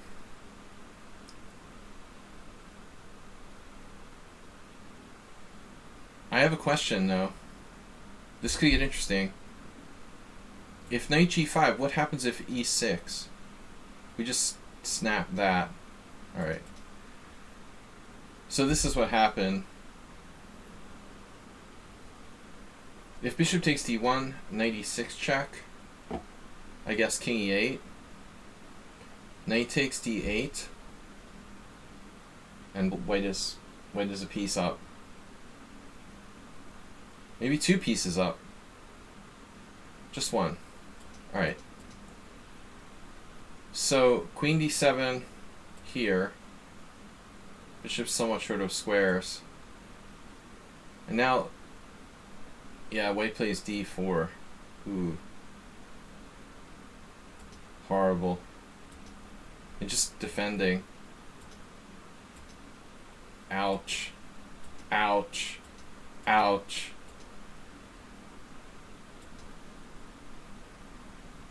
I think I would prefer to take with the queen. So as not to bring my... It doesn't matter, honestly. I would prefer to take with the queen. Yeah, I mean, why retreat your knight back? That's a beautiful piece there. Oh, you're trying to win his queen. I mean, why not play knight d8? He moved his queen away. Okay.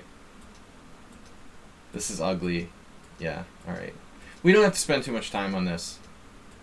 It was an entertaining game from Yabatis. Now the attack. It's like a good King's Indian. Ugh. Oof. Did you miss that last move? Oh yeah. He missed mate in 1. Alright, entertaining game from Yabatis. Guys, don't forget to support the stream. We had only a gift sub, 2 gift subs this week. And a small bit donation from Mr. Coffee. So don't forget, we make our living this way. Please support the stream with a donation. Start a hype train if you can afford it. Mandatory donation is 10,000 bits per person. If you're going to donate, it has to be at least 10,000 bits per donation. Don't forget. Unless you're a subscriber, then you can donate just 1,000. Alright. We did Cockatieri. Now Jim is up. Number 5. Where's move 11? Move 11, where are you? Are you out there lurking? Cooking Rooks is online. If you guys are out there and hear me, Summon on Sound, Cooking Rooks, Move 11, Coach Ah. If anyone is out there, Mule Skinner, let me know. A lot of our friends are online and they're hiding from me. HTFP just continued the gift sub they got from Princess Chess. Nice. How far are you off the queue? You were game 7? Am I missing someone here? Yeah, because Chess House Roman was 6. You must be 7. A couple more games. Jim is game 5. This shouldn't be long. Jim just submits blitz games. Thank God it's not bullet. The other thing is like Jim plays like A4, Rook A3 and stuff. Alright, so he's playing a Boulder reversed. Inspiring. This goes in the London system category. It's a step above the London system. It's the London system in the E4 world. Just put your bishop on c5, no matter what the opponent does. Bishop g2. Now a6, giving himself a retreat square. No. This is not. This is a blitz game. 300 seconds. Whew, you scared me there, Turkey Farm. Jim's certainly not playing classical chess. It's usually bullet.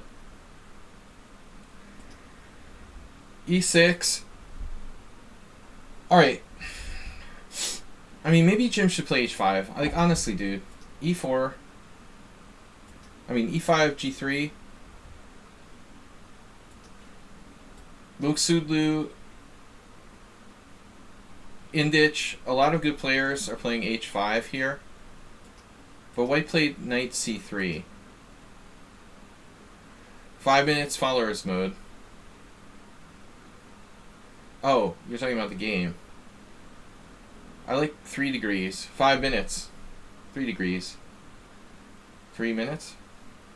No, alright. Thank you for correction. Knight c3. Yeah, you can't do h5 against that. The question is, could you do it now? You could do a delayed h5. Wait, Wadsworth? Wait a second.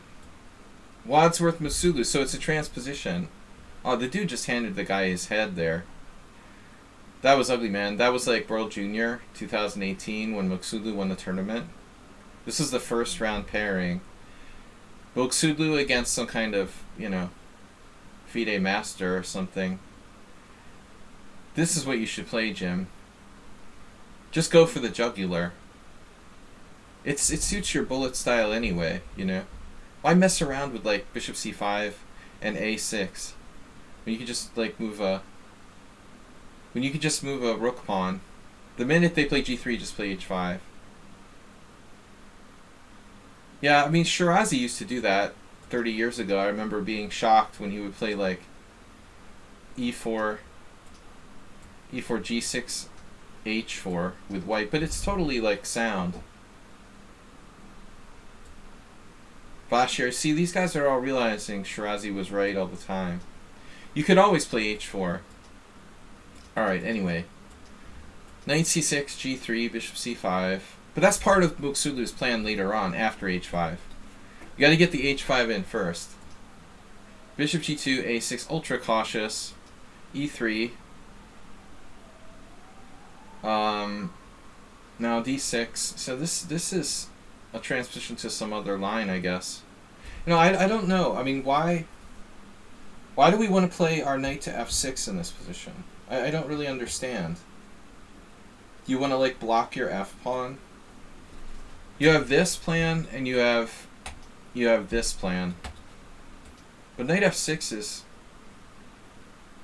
not my favorite, blocking the f pawn. That's the classic game. You're going to transpose to like Korchnoi, Stefan Sabo if you're not careful. Too many pieces outside the pawn chain, dude.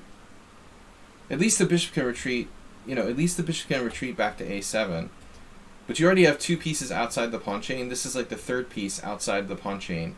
Behind the pawn chain, behind the pawn chain, behind the pawn chain. The pieces belong behind the pawn chain, not like in front of the pawn chain. So they get attacked by pawns. I don't like it as much as d6, with the idea of, coming here.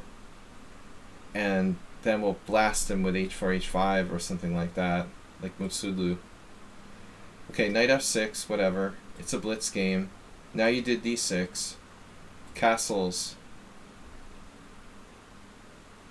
Yeah, I mean, you just played like standard chess here. What's gotten into you? What's gotten into you, man? Why play normal chess when you can play like h5? Of course, white's position is very fundamentally correct. I'm sort of half joking. I guess I like this a little bit better. Kashishvili Shabalov, 1-0. Not really a surprise. That's an interesting stylistic matchup.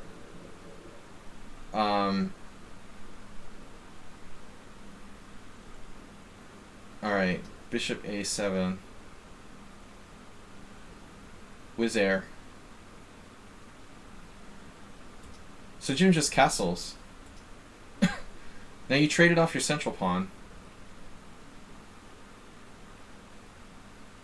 It's a big step,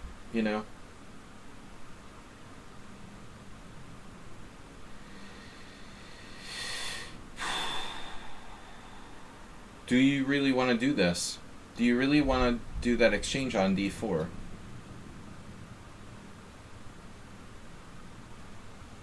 Because you give up your central bastion. What are the benefits versus the downsides of making this exchange? If you go here, I like this better. The only benefit is that you can put your rook on the e-file. But the downsides are that you open up his bishop on the c1 h6 diagonal. Maybe he has a knight f4 later. Pretty much the main thing is rook on the e-file and then bishop on that diagonal. But you also lose your central pawn. Now white played a3. Yeah, I mean, this is a standard plan to smush your bishop out of business. So typically, I've seen this played. Remember once, man, Alexander Kallichstein, he's a good English player from the United States. like I don't know if he's an IM now, but we played many years ago. He beat this friend of mine really bad with this idea where he smashed his bishop in.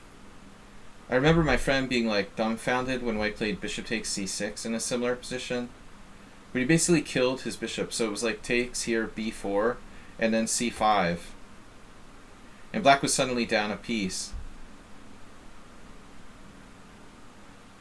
The question is, it depends on the circumstances. Like, is this enough compensation?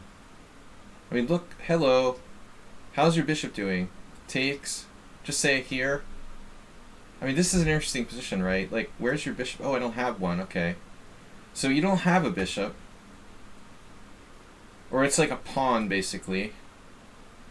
White sacrifices a rook in exchange. So what's happening at the end of the day? Winning for black. Wow. Because of the white square weaknesses. I did not think the computer would think black was winning so brutally here. Rook e8. Guess this just isn't a good example. I just want to point out that idea is possible. Alright. Surprisingly... Okay, we're not going to play bishop takes c6. I don't like this a3 that much. Speaking of white squares. So if he's going to play something, I guess he could play like rook b1, right? You should be getting in like rook b8, bishop d7, and b5.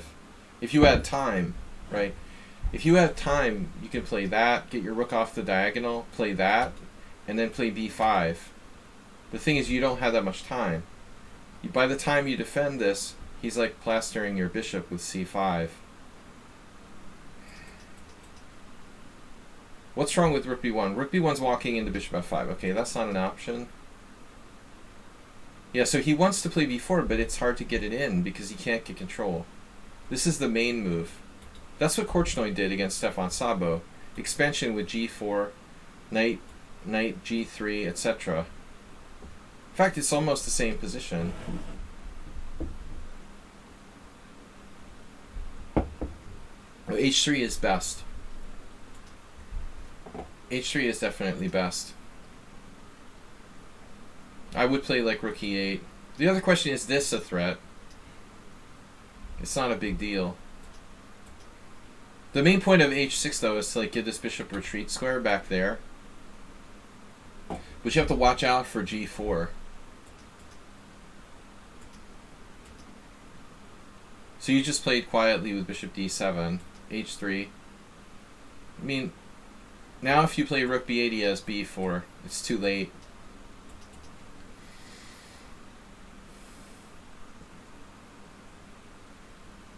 You have an interesting move here. You could sack a pawn? No. Queen c8?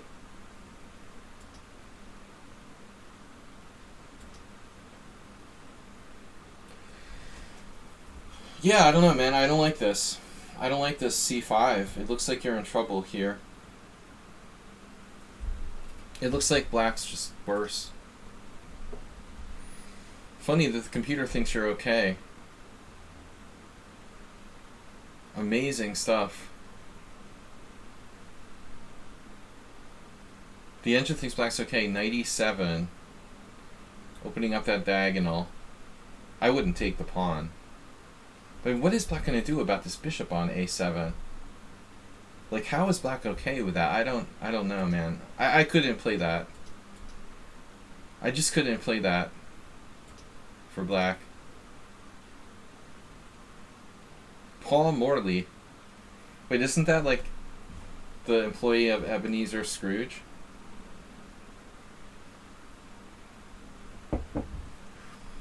Man, he's been he's been alive a long time. All right. The rebirth of Paul Morley. He was fired by Ebenezer Scrooge, and now he's playing chess. Bishop e2. Yeah, not really, not really clear. I mean, I like this bishop's diagonal already. Maybe we should do the Asterbait maneuver, like rook a2 Korchnoi style.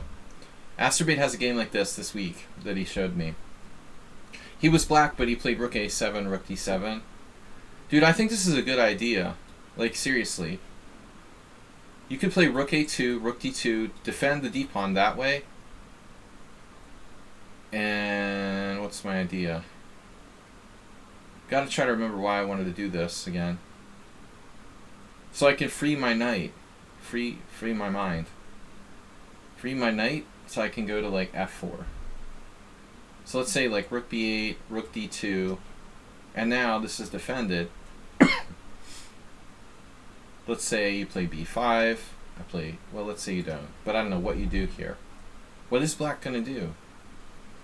Really, you shouldn't have played bishop d7. I guess this is more active. Let's say after this. It's hard to find moves for black. Yeah, there's knight e7 again. My point is, white can defend d4 with his queen and his rook, and then transfer the knight to f4. At least it's a plan, you know? But I don't think that bishop e2... I mean, it's nice to fianchetto your bishops and stuff, but I don't think this has a lot of scope here. And if he plays d5, this is the diagonal of death. And also, if you somehow play d5, his bishop will be trash. Wow. Dude. Yeah, I mean, that's a nice idea if it works. So I think this gets the game, the move of the day award for d5 for Jim for this blitz game. Make your bishops great again. It's a blunder, but it's a brilliant idea. You know, it doesn't matter if it's a blunder. It just comes down to tactics. It's the idea that counts, right? It's a brilliant idea. To play d5, to freeze his bishop. If it works, it works. If it doesn't work, it doesn't work. But, you know, if takes here, knight e7, that's what happened in the game. But why is it a blunder? You're just like down a pawn with no compensation or something? Minor problem. We'll get it back somehow. It's isolated, whatever. If he takes with the knight, I mean, Jim's main idea is to pick off the h-pawn, right? With that.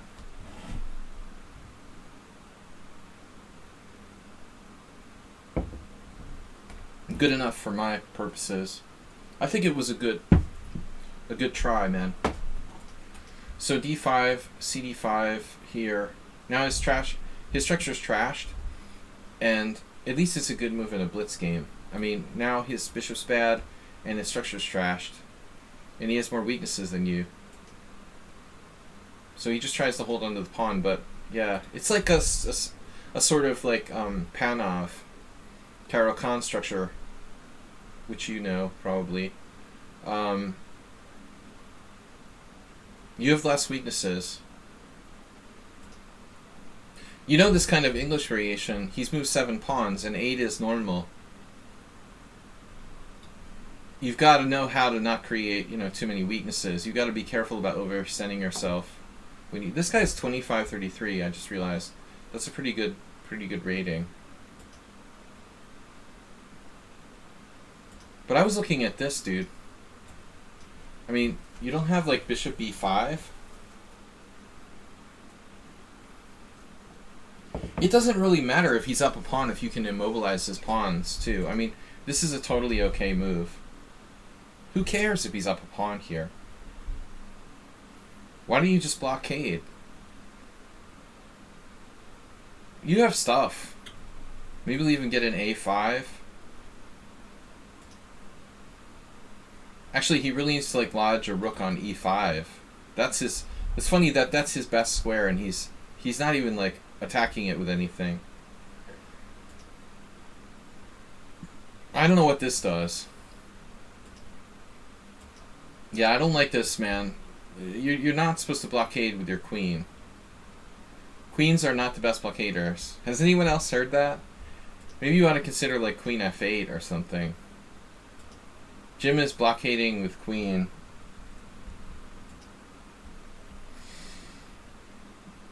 Not in this position. Okay, it doesn't look that easy for him to take advantage of it, but again, if he wakes up, like maybe bishop f4. I can't even conceive of this guy's next move. He like literally played... Wait, you're threatening knight takes here? It's a cheapo? You're threatening the cheapo. So he defended his rook. I get it. Alright. I was like, what is he doing? Getting off the diagonal? It's not even open. Alright, this makes sense. Here, g5. Good God. Coffee house. Blitz bullet move. Yeah, this looks awful. Now Jim is really going for caveman bullet chess. Yeah, g5 is ugly.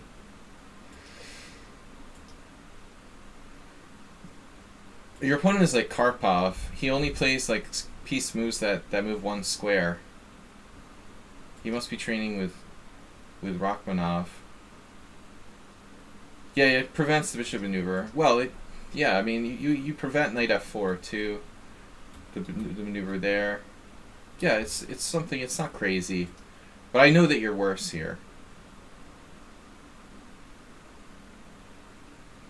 Maybe you know. Maybe I'm too harsh. Maybe Jim has something here. You know, also king f1. I mean, I still feel weird about king f1. Doesn't he have a better way to solve this problem? What about queen c4?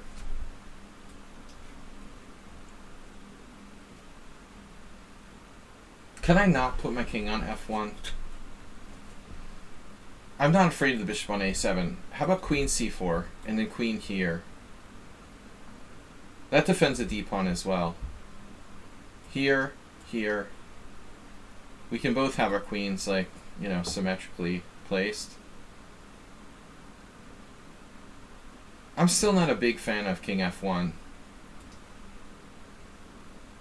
He just like gives you this weird tactical idea. There goes queen d3.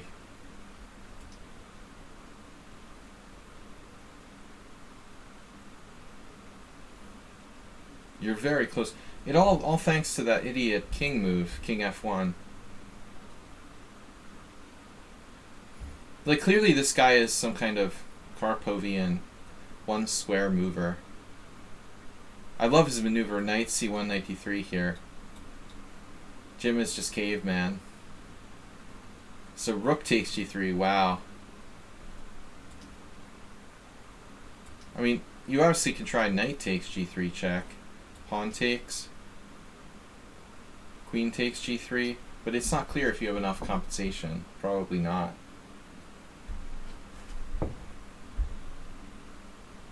Though, I mean, you're very close to tricks with bishop b5.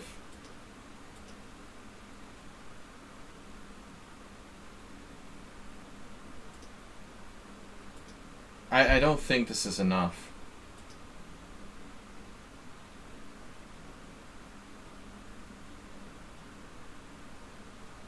So he has rook d3.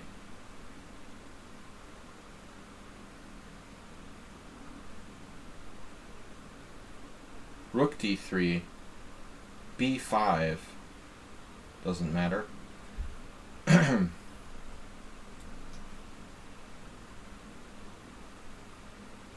It's an interesting sacrifice, but it's a whole rook.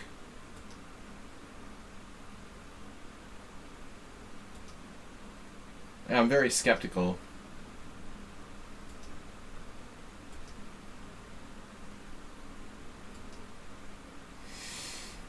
Now you have bishop f5, right?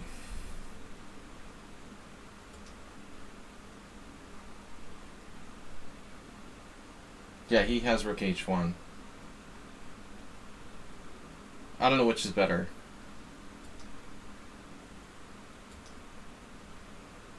I like your pieces, dude. Look at those pieces. Every single one of black's pieces is like perfectly coordinated. While his sacrifice is probably objectively unsound, like white has got to be lost now. This is like literally the picture of coordination. This has to be winning. Where did you go over the edge, by the way, to a winning position?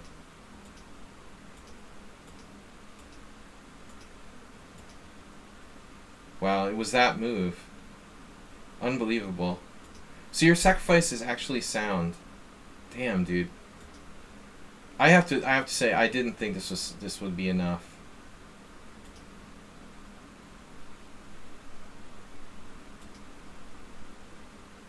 But the engine likes my move better. Just to rub it in.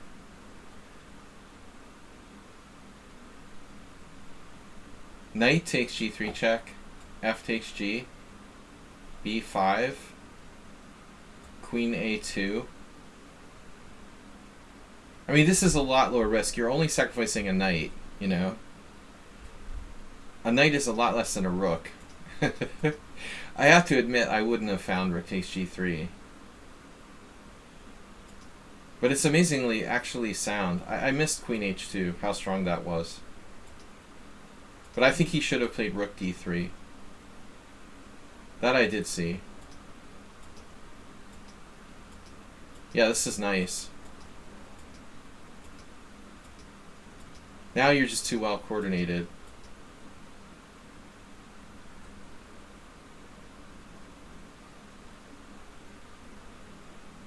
You have bb5.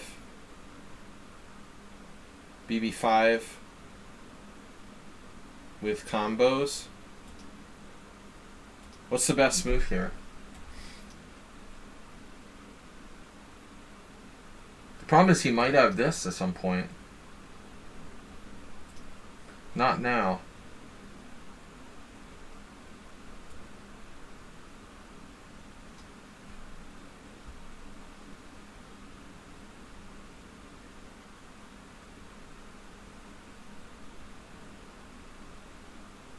Damn, how do you finish him off here?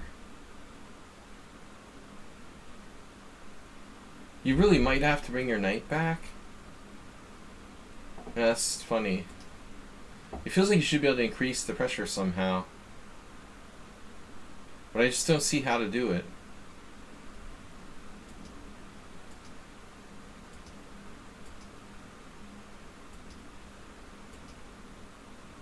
That's over. Nice. Yeah, destroyed him. Alright, good game. Testosterone's up next. How are we doing for time? Alright, we've got 1, 2, 3 games left. Testosterone. Guys, don't forget to subscribe. Subscribe. Donate. Support the stream. Appreciate it. Alright, Jim, nice game, man. Nice game. Yeah, I mean, that goes to show how hard it is to play those openings. In Blitz, especially. When you're making so many pawn moves. Not so easy. I remember playing against Iveta Rylik, formerly Radzievich, and she was very tactical. And playing white in those type of structures against her, it wasn't easy. She was always coming up with some kind of threats. Alright, so this is our testosterone game with black against the guy that I kicked out of the team. I don't know. You know, I just don't know. I mean, I'm not going to go into a lecture about it. I've had some suspicions about this player. I can't prove he's cheating, but he played some games that were just a little too much for me. But if he is cheating, then he's a fantastic, you know, then he's a fantastic genius at it, in disguising it. I really don't know. You know, I wouldn't report him to lichess, but at the same time, I don't like what he did. Claiming he's like a 2000 player, he feels like he's trolling me. A player who's like stronger than me. It was very weird. Anyway, just by coincidence, Testosterone played this guy, and there was this, his favorite, opening the Verisov. So, you should know that you should play d5 here, objectively. If you play the Pierce like you do, okay, no problem.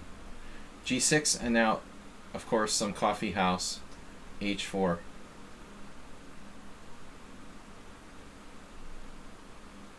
He has a very strange, very narrow opening repertoire. It doesn't strike me as a legit over-the-board player, but his strength is that of a very, very strong over-the-board player. Yeah, now he's #1 rated in classical. I'm telling you, I called it in the beginning that there's something sus about this account. But it's too difficult to prove somebody's cheating. If he is a cheater, he's disguised it extremely well. But I'm telling you, I felt there were certain moves that he played against me almost instantaneously that were engine #1 choice. I could show that one game, but I'm not gonna call him out. I don't have enough evidence to prove that he's a cheater. At the same time, I don't trust him. It's just too weird. The account is just too weird. Maybe enough attention will come to him now that he's classical #1. No, h4 is playable. It's not a Pierce either. Think about it. This is actually a Dunst opening or Verisov. He's not just playing he's not playing e4, knight c3, d6, h4. That's a variation too, But somehow I think h4. I'm not going to go on any more accusations saying this player's a cheater. I don't know. I don't trust them. That's as far as I'm going to say. But talking about the position,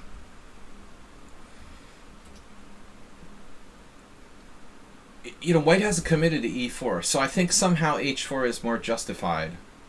It's stronger here than it is without playing e4. He hasn't committed as much to those central moves.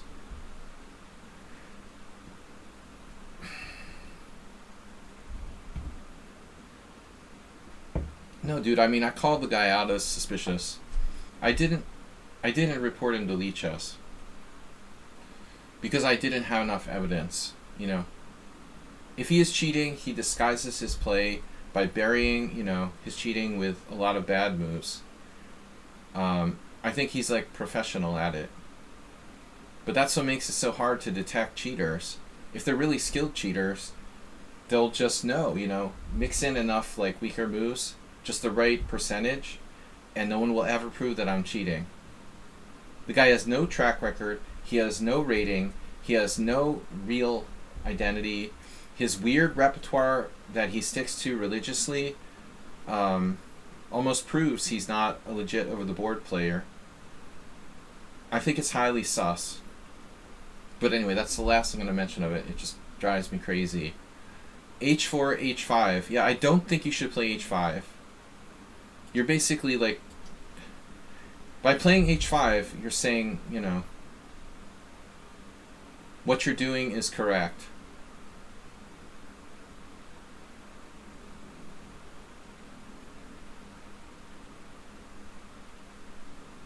He lost games against me, but he won more than he lost. If he was cheating, that's the last I'm going to say on it.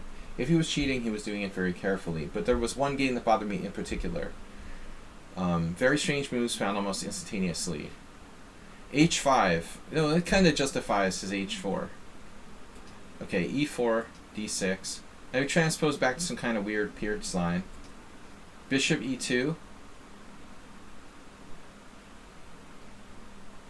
Bishop g7. And now knight f3.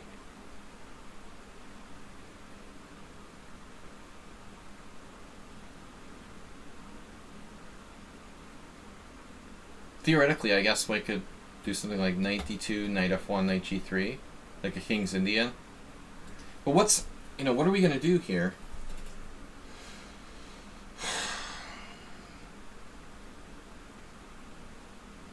Let me put it this way. I had a blitz match against this strong IM from Russia, Sasha Gelman, and he was always playing the same like Jababa stuff with white, I would say this guy is as strong as him. You know, so he's basically a 2450 IM if he's anything. Knight f3, c6, knight g5. So we're in some kind of book, supposedly. b5. And now you've got a Mestrovich game from 1999. He's like the expert in the knight c3 openings.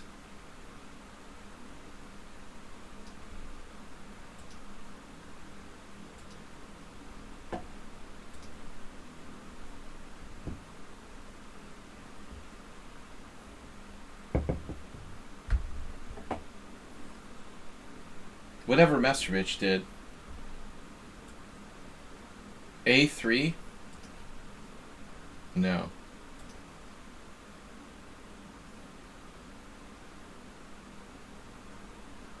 I mean, you're not threatening anything. Like, b4 is not really a threat. So white doesn't have to play f3. I can understand people playing a3, though. It's uncomfortable to have to move the knight again.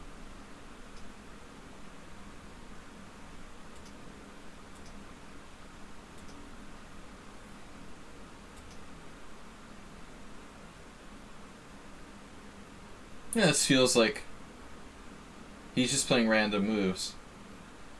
f3, bishop f4 are just kind of random moves.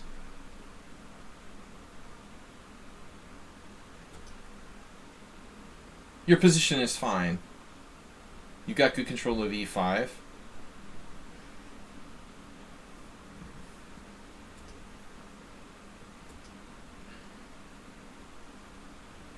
Now he trades, losing his central pawn.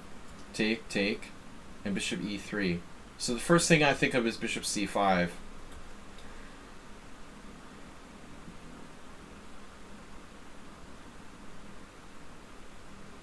Getting rid of your like bad King's Indian bishop.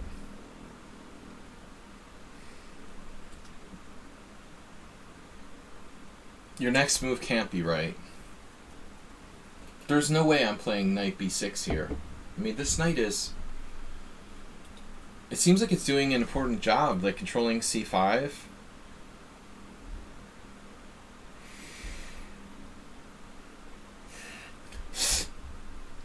I know this looks slow, but we have to consider bishop f8. Yeah, Uber Driver, but I'd rather play bishop f8 and bishop c5.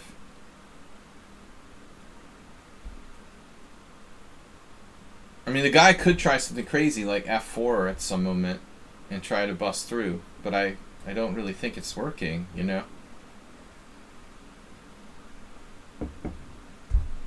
That's what I want to do.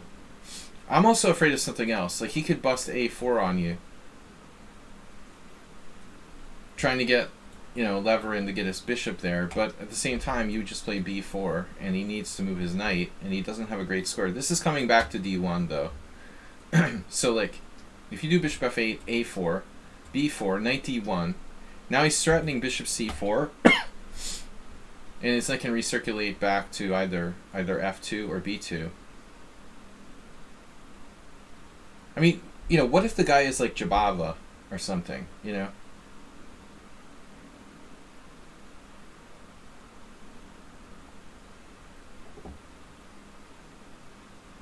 I would say he can't be a super GM because his repertoire is too narrow. If you look at his games, he only plays the accelerated Queen's Indian and the Jabava London.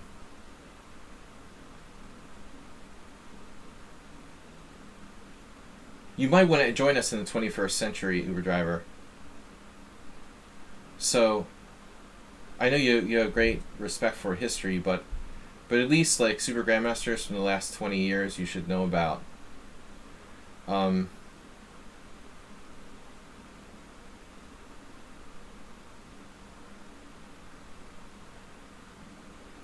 If the guy could be like Jabava, the only thing is about that argument is that I don't think Jabava could sit there and play only 2 openings every single game he plays. You know, he's too creative for that, you know. The narrowness of this guy's repertoire makes me suspicious that he's suspect, actually. One of the strangest things about the account is just how narrow his opening repertoire is. Alright. So knight b6 is a weird move. King f2. Yeah, we expected that. Castles. Rook hd1.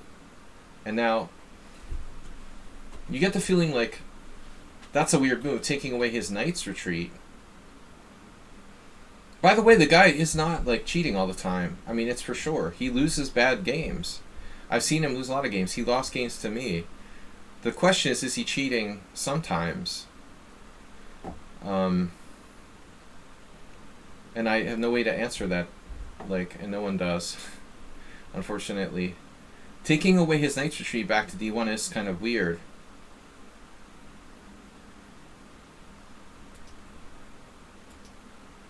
But if you also look at the way he played, there's something computer-like about it. He doesn't create any unnecessary weaknesses. Look at his structure. As rope-a-dope as it looks, as weird as his opening was, there's never any unnecessary weakness here. Very straightforward, correct, strong positional chess. Like a Nokia would play. As strange as his opening was, he's playing very strategically correct chess. And now c5, before he gets the chance to play bishop c5. But he's in on your weakness here. It's very computery, Queen takes d6, rook takes d6, and then you got a huge liability on c5. I would say you're very nearly lost. Why? Too many weaknesses. Too many pawn moves. Yeah, well, he likes to troll people. That's why I kicked him out of my stream and on the team. I had this feeling he was trolling me. He even did crazy shit. What really pissed me off was at some point he did play some absurd. At some point he played some absurd openings. Oh, he was always playing the Aliekin. But there was something in particular on Weird Wednesday stream or something he did something that was totally over the top and just crushed me with totally unsound opening. Yeah, no, just trust me on this. You gotta trust me on this. This guy is sus. But he's extremely smart. Maybe he'll get caught, What's up?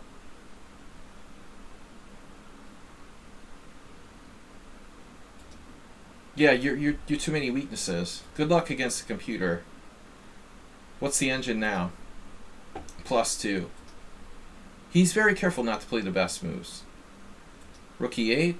Now f7 is a little weak. Yeah, it's very engine-like play by white.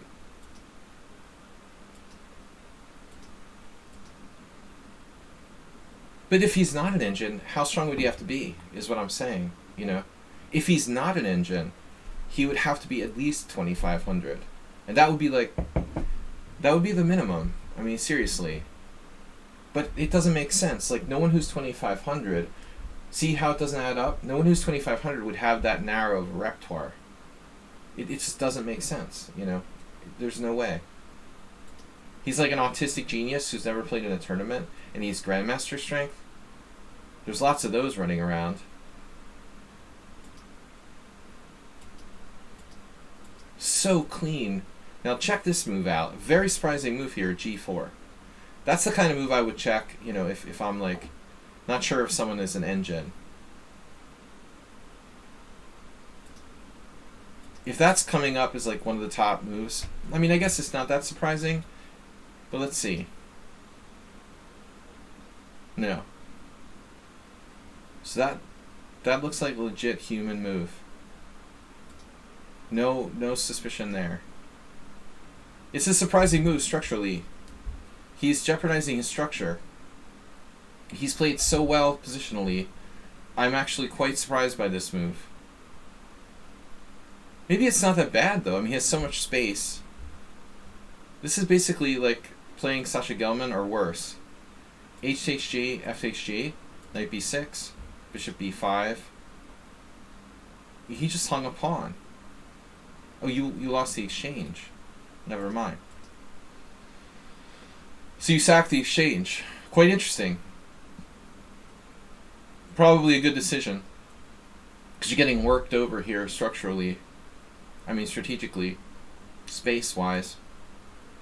Actually, Turkey Farm, this looks like a good exchange sack. I think that it's sound. You know, maybe a really good defensive try. What? You took on H3. Oh my god. Kidding, right? Why would you take on H3? His knight sucks. It's like his worst piece. You didn't see rook E8. After rook E8, you have some compensation.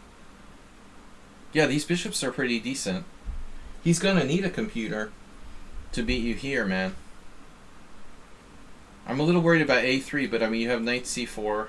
You have two bishops, his knight's hanging. What's happening here? Yeah, only a tiny edge for white. Look at that. King G3, only move, and trust me, he would find it.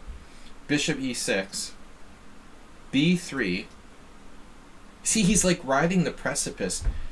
I mean, here he's probably like checking. How close to the precipice can he let his position get against a human player and then beat them, you know, later on?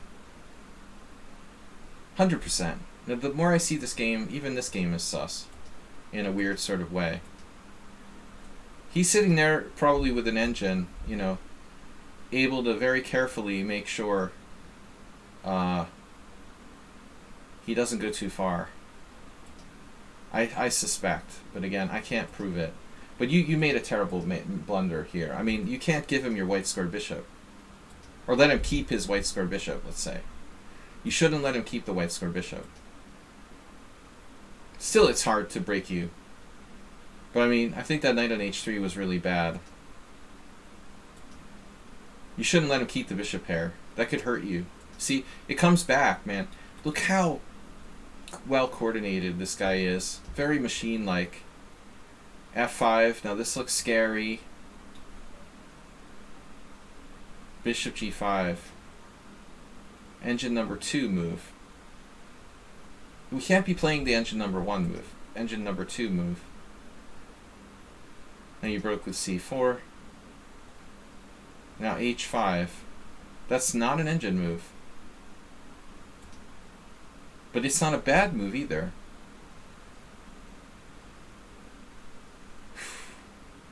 An evaluation after H5 is very close to top 4. It's not a mistake.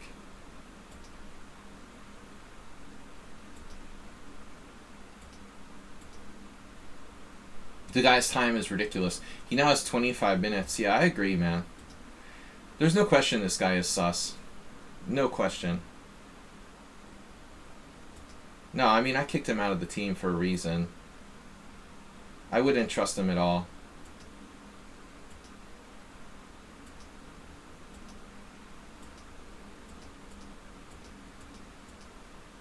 Look at this move, Bishop C4.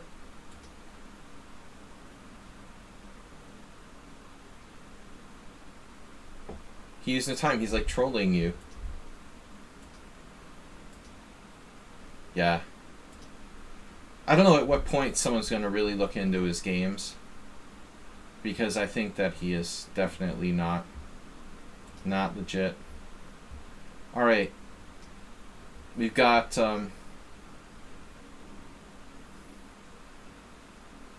Kudo. Chess Kudo. Chess Yoda. I don't know what you guys think, but I am... You know, I'm still on the same page with that player. When I saw he had reached, like, number 1 in classical, yeah, I wasn't surprised, but it was kind of pissing me off, you know. Not easy playing against an engine. You did a good job. I got to the point where I couldn't play against the guy anymore because I'm thinking he's an engine every minute of every game I play against him. And, you know, at that point you got to say, all right, I'm sorry, I'm going to have to kick you out of the team because I just can't even play against you. No matter how much you try to make yourself look legit. The last thing I said to him was like, show me your track record. What's your name? You know, show me like your rating, anything. Like, give me some info to know that you're a real player. No. 92 C5. So it's a Tarash. Chescudo here. Chescudo must be black. Chescudo plays the French. He's black in the French. 92 C5. He takes D5. Queen takes D5. We haven't seen one of these in a long time. Yeah. Yeah, well now, I mean, if his rating's that high, he's going to start getting some accusations.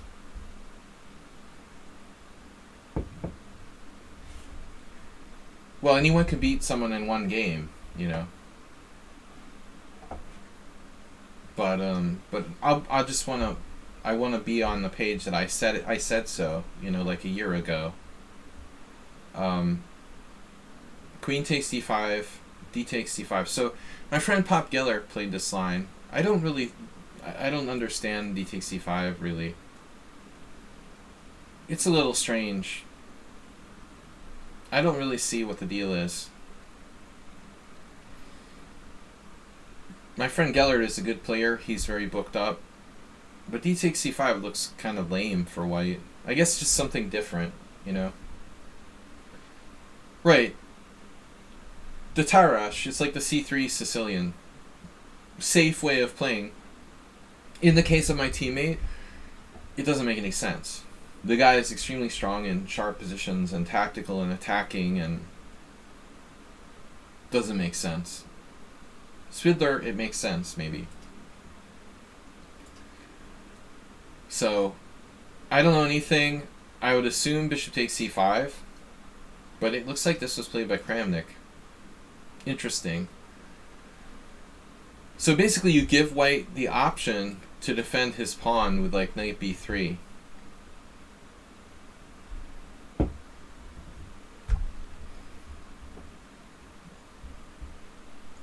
What's the deal with that? Queen takes d1 check, knight e4, right? But then white has bishop e3. So knight e4 is not the answer. This is kind of weird. This didn't happen in the game, but it's critical. I mean, white's up a pawn, and we need to get it back, or show some kind of compensation. Where is it? I mean, knight d7 doesn't do anything. Like bishop e5. There's no games with a5. Bishop e7, strangely, played in a couple games. This seems to be the main move. It was played by Vityugov, Mads Anderson. So, I'm not even sure what the threat is. It just stops bishop e5.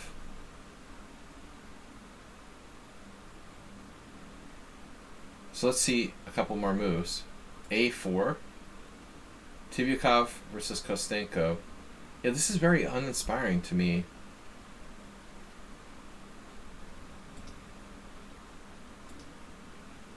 The best move is the brick variation, knight h3. Tibyakov's move is second best. a4. Yeah, honestly, I don't know. It looks like, you know, Chescudo was probably surprised by an offbeat line. I would just take on c5. I don't see any reason to play knight f6. This is clearly the correct move. I think this is inaccurate. I mean, white has something here, a little edge. You have to trade queens at that ending. I don't like it, man. Why allow that? So he didn't test you, and now he played bishop takes c5. Okay, so there was no. Oddly, there's people playing queen takes c5 here.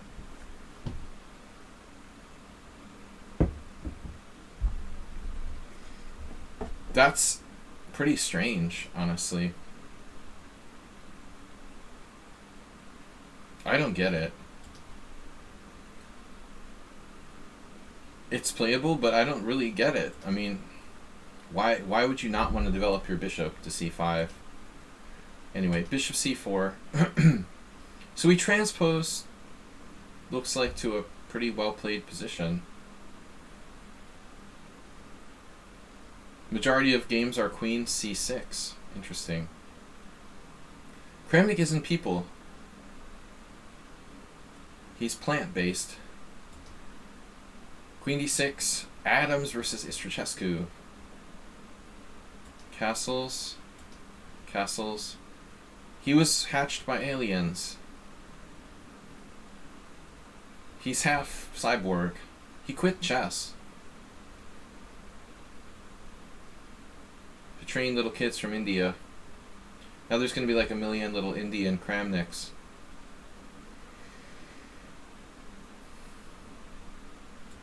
I don't understand why he quit. He disappointed me quitting chess. Was it something with his health? Dude, his score against Kasparov. Get out of here. Kasparov made him world champion. Are you serious? He is a god, but I mean, Kasparov was a greater player. Relatively speaking.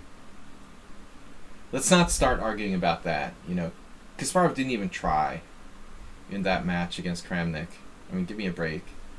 He wanted to lose the world championship. It was too much pressure. He was tired of it. He wanted Kramnik to be his chosen successor, very openly. You know, it was they worked. I mean, it was obvious. You know, his score against Kasparov is like not a big deal. But I have huge respect for Kramnik. You know, I mean, he is a great player. But he's not like better than Kasparov or something. That's ridiculous. Okay, knight c6.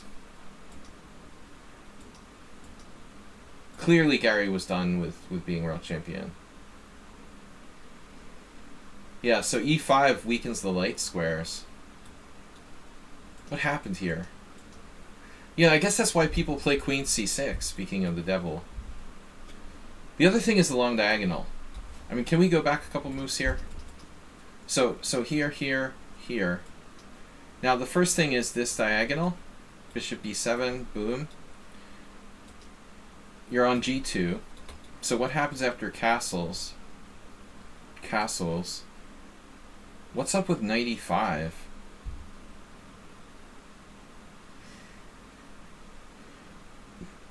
I mean, clearly we play queen c7.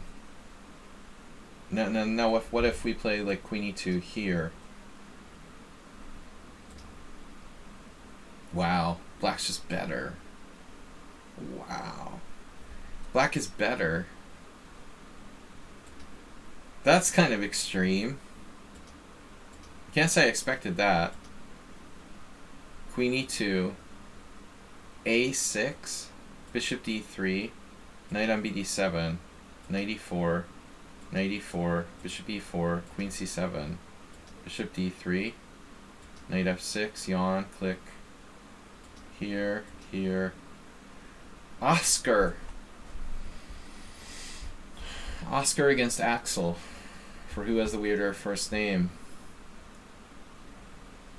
Would you rather be Oscar the Grouch, or Axl Rose? Axel sounds cooler, right? Oscar makes you sound like a Muppet. Axel is cooler. Mr. Coffee, can we get a vote? Can we get a poll? Would you rather be Oscar or Axel? Like, seriously. Alright, we need a poll for this.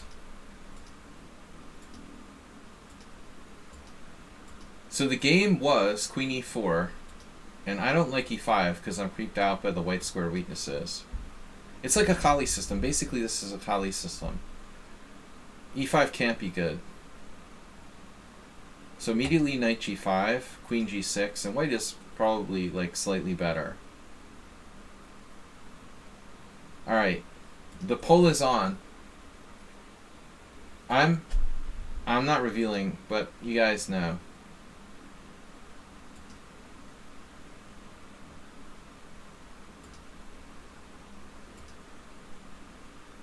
Would you rather be on Sesame Street or one of Guns N' Roses? It's easy. It's not even a question. Queen G6. So I think the queenside majority, as spotted by Uber driver, is the vital thing here. Yeah, queenside majority. Boom, boom, boom. And then C3 to cover the D4 square. Boom. And now white's better. The question is black, you know, okay.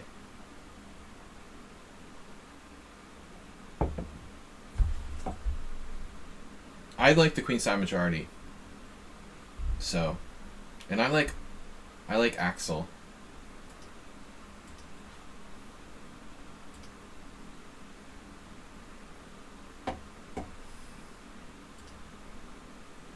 I'm with stupid. Is that alcohol? Is that allowed on Twitch? Wait. I might have been doing something illegal all this time. Alcohol. Well, it's not pure alcohol. It's not Everclear. 2020 Mad Dog. Just very low alcohol content. Would you rather be Oscar the Grouch or Axl Rose? We had an awesome matchup. Oscar versus Axl. A6. Bishop E3. That's... Uber driver... Dude, who does this remind you of? I think like white is Botvinnik or something.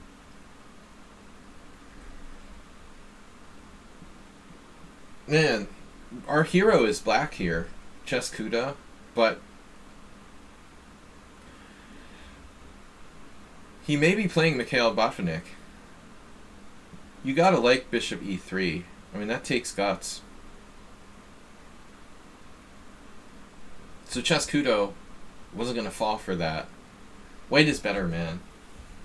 Like, I don't want to be here against like Zoltan Varga or any of the Hungarian grandmasters that I know. I mean, this is such a pleasant queenside majority. And now after this, black basically loses time.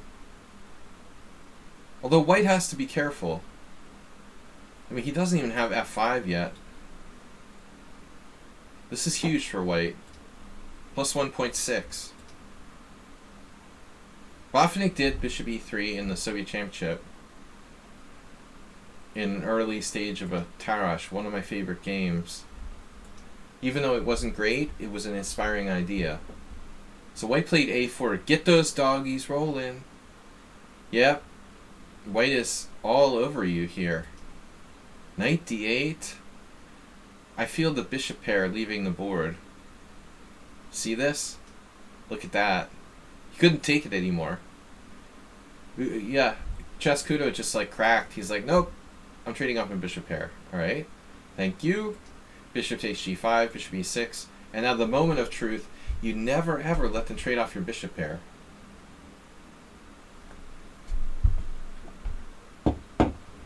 Never ever let them trade off your bishop pair. Unless you're better anyway.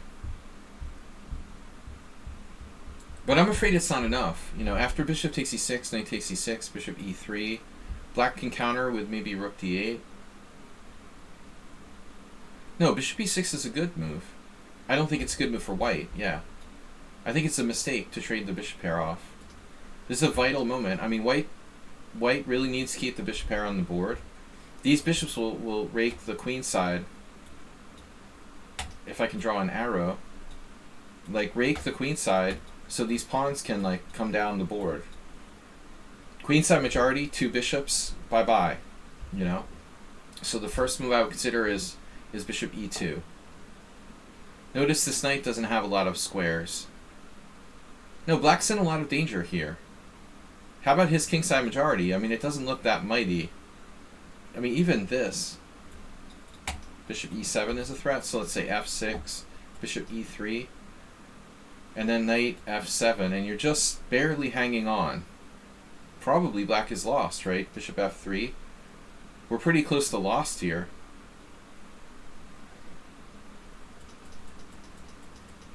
So this is a huge problem. Boom.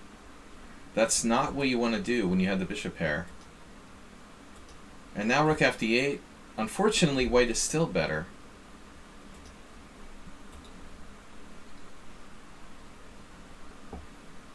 I'm not sure rook fd8 is even the best move. If that's happening, I don't know. Maybe. We have to trade it. Alright, trade it. Now the critical position, yeah, that bishop on b6 hurts. Can I stop that from happening?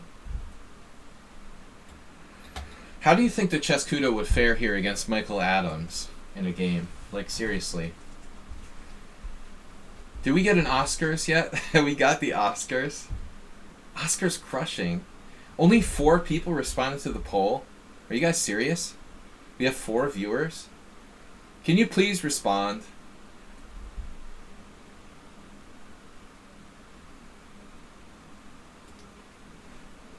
Bots. Free bots. Free the bots. So I was thinking here, but it's still, yeah, you're getting wiped with this move. Oh, this is terrible for black. It's like a model endgame. So what happened? Here, black is paralyzed. This is tough, man. I mean, he's threatening devastation with rook d7. It's a great move, knight f8. Great defensive move by Chesscudo. Only move. Oscar's crushing. You misspelled Oscar. Mr. Coffee. You spelled like an American Oscar. I can't believe it. He spelled both the names. Maybe the Axel is like the European Axel. I don't know. You spelled Oscar wrong. I need, if you want something done right, you've got to do it yourself. Give me a Y, give me an E, give me an S. Sorry. Alright, that sucked. Yes. Yes. Alright. If you want something done right, you gotta do it yourself. You spelled Oscar wrong? Are you serious? Cringy. So rook d6 doesn't do that much. Great move by Chesscudo.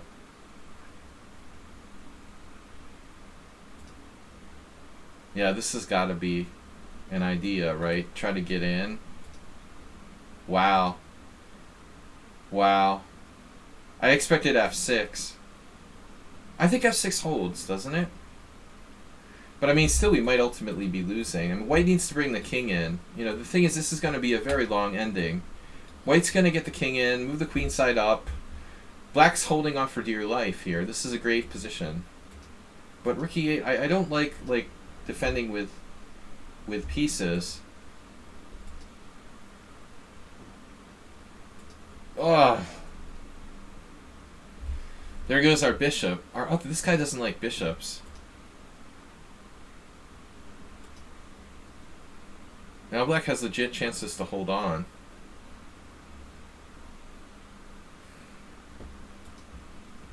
What about the king and pawn ending? I really don't know. I mean, it seems like, with that doubled pawn situation, I wouldn't be surprised if white is better here.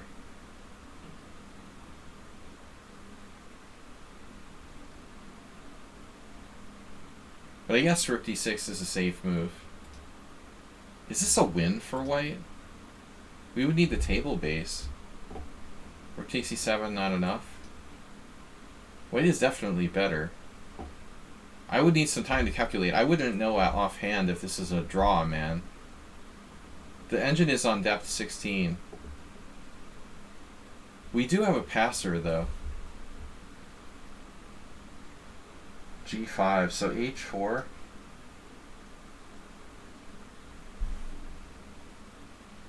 H4 freezing the double pawns is definitely the best move. We need the engine like depth 30. Wow. That I would be unsure about that. Like I would be a little scared. Rook d6 is best. On low depth. Yeah, this is a huge mistake by white not to play h4. Mr. Freeze. White has massive winning chances after h4. Always freeze the double pawns. Oh no, they go into the king and pawn in game. Now a5 might be a good idea. The one thing you don't want to have happen here is a5 by black. It happened. The lever. And basically, this is quite a sort of tricky situation. I think you gotta play a5, king e5. Wow, maybe white's... What's happening here? Maybe white's in trouble if a5. Wow. Is he really overextended? How about king d2? Damn, is white in trouble here? What was the last move? Wow. Maybe white can hold off on b4 and play a5.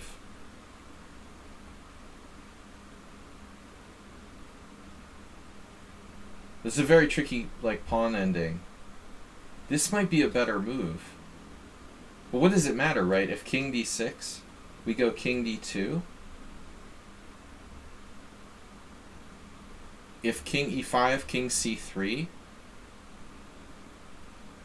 But then that, like, huge amoeba can start moving on the other side. Like an avalanche. Black is better. Black is winning. Holy shit. That is crazy. So much for the queenside majority. Unbelievable. Maybe white has to strike quickly with like f3. What if I play this and screw your pawn? Screw your pawn there. Oh, you're suggesting g4, but it's too late now. Like g4, g6. I think f3 is interesting. You can't maintain it. But I guess the problem is on the queen side now. I'm going to freeze your queen side with a5. So like take... I don't know which way we take. And then a5. But maybe it's too slow. What an interesting ending. a5. Wow. So f3. f3 holds. But king e3 is the best move. That totally makes sense. I'm tired. But you never trade rooks in a king and pawn game unless you're confident. But the first thing is always king position. I would have played that myself, probably. Yeah, this is very tricky. So he gets to d4. But a5 gets played. Black is okay. Now your idea, g4. What's wrong with g6? Wow, g6 doesn't hold here. Unbelievable. Damn, Uber driver, only one move draws. Only b6. It would take a lot of calculation, I would find it. So Chess Kudo got him in a king and pawn ending where he played b4, and this is the best move. a5 best move. Nice technique by black. Boom. Now the pawns are weak and we have a passer. This doesn't help, does it?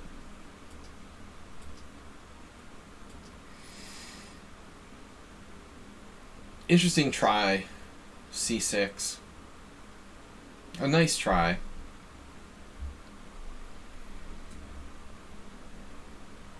Which way do we take?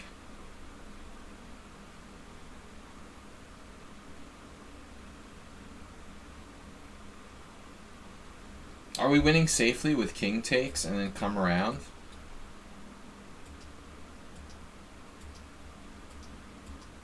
Oh, that way. Yeah, okay. I was thinking he would play e3, but it's not even necessary. Nice. So Chess Kudo beat him with Zen game technique. Experience counts.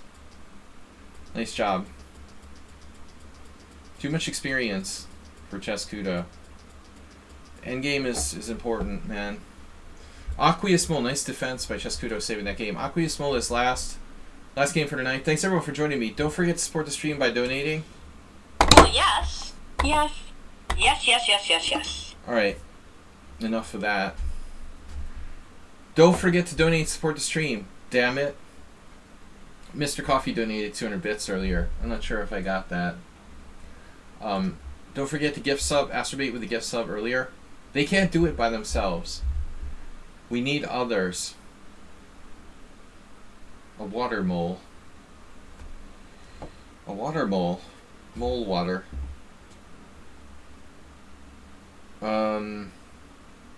Yeah, no, it's not a beaver. I don't think there is such a thing as an aqueous mole. It's just not a mole, man. I mean, moles live in the ground. Did you add my game? Scariest name. I didn't get a message. Are you one of those people who's like chat banned again? D4, D5, C4. This is Aqueous Mole with white. He beat me in a Queen's Gambit in our simul 2 weeks ago. So this is like his favorite opening. I have never seen anyone do this, or maybe once.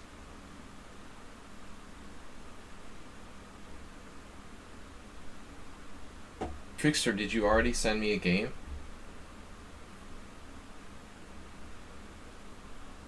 Yeah, I don't know. I thought I put it in the list, but then I thought I wrote that down. I guess I forgot. Well, you should have been first, man. Alright. I'll see if I still have it. Yeah, what's up with this? Bishop takes f6. Aqueous Mole, you didn't take? Yeah. Well, you gotta know, make sure. It doesn't win a pawn, man. I mean, the guy can play g takes f. That is crazy. I played this guy in like 1991 in the World Open in Philadelphia. Can anybody explain to me why an IM rated 2468 would play that with black against Volkov in 1999? I mean, is it just me or is that weird, Are you serious? This guy who like beat me in a brutal game, Polovodian, experienced IM, expert in the Belgrade Gambit. Why would an IM literally play that? Like he didn't know bishop takes f6, wins a pawn or doubles his g pawns. That's kind of sus, man. See some weird games. Alright. But yeah, it's probably better. It doesn't win a pawn by force. But objectively, yeah, it's probably better. So Oscar won. Oscar crushed Axel. Unbelievable. I thought Axl Rose was cool. I've never gone to see like Sesame Street live, but I actually went to a Guns N' Roses concert. I would vote for Axl all day long. It's unbelievable. 5-1. I would put money on Axl. The other day I was watching like MTV Nostalgia while we were playing poker at like 4 o'clock in the morning. And the only good song that came on was like Axl Rose. Everything else was like 20-year-old pop. Guns N' Roses is still cool. And I never liked metal, H6. So bishop h4, alright. Who's sorry now? When I beat this guy, he used to like do false advertising when he was a FIDE master. He came to the Boylston Chess Club and put up a sign that said he was an IM, trying to get people to take lessons. Then when I beat him in a tournament game, I was like, who's sorry now? Bishop h4. Draw with Bela. Bishop h4. How did this position happen? That's got to be a Grandmaster draw. That's sus. That's sus as well. How would that position happen? How would Lengyel Bela, like who played the Queen's Gambit his entire life, allow this position to happen. A later exchange? That's like a grandmaster draw. They're just like making moves, not even like paying attention. C6, E3, bishop E7, bishop D3, castles, H3. Another grandmaster draw. Interesting, H3 early. So, Lupulescu against Adams. Very recent game from last year. Castles queenside.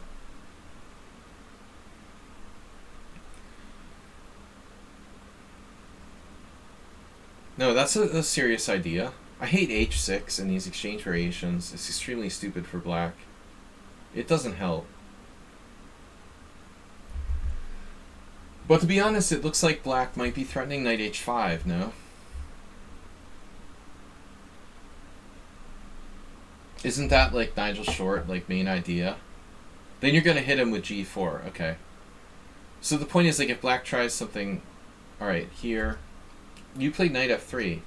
Alright, what's gonna happen on knight H5 now?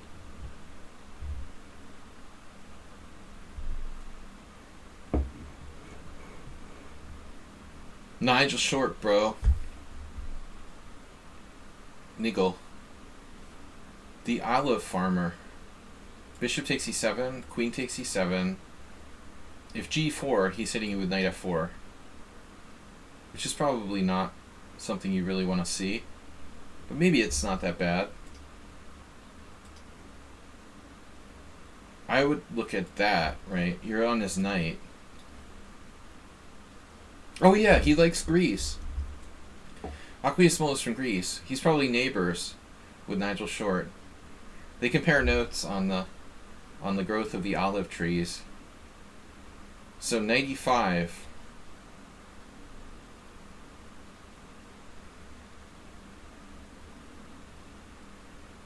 Yeah, knight E5 is actually pretty good.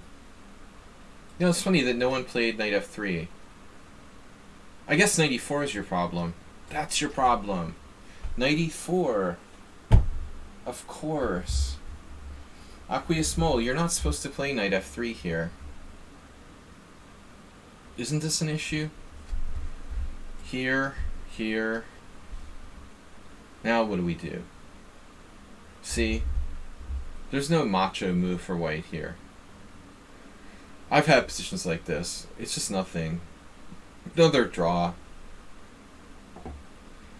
It's just another draw. It's the Queen's Gambit exchange variation, or Queen's Gambit as a whole. Mr. Uber Driver's right. You should probably castle queenside. So it's notable that everyone played knight E2. Every two people.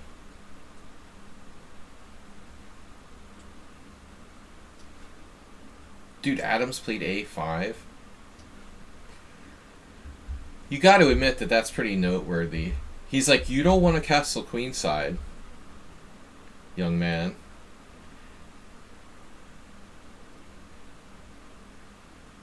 A5 slows down any minority attack and tries to kind of like intimidate white about castling queenside by getting a head start over there. It's pretty interesting. Queen C2, and then knight A6 attacking B4, A3. You gotta like this.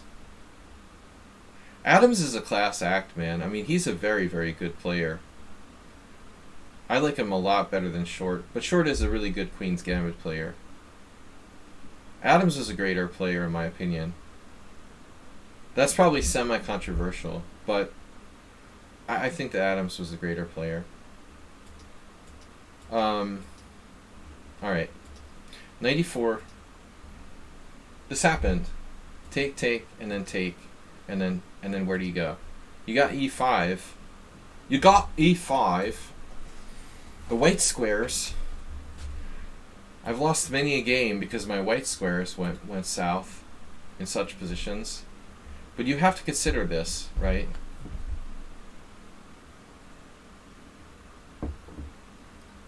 I mean, this is why it's stupid to play H6 with black in the Queen's Gambit exchange variation. Because you can't freaking play F6. Like, you've already played h6, so you can't play f6. Because there's too, like, g6 is too weak. I had this, I've told this story a million times, but, like, our team a couple years ago didn't make the first division because we had this one player, our driver, I'll call him, who continuously lost games with black in the Queen's Gambit exchange variation.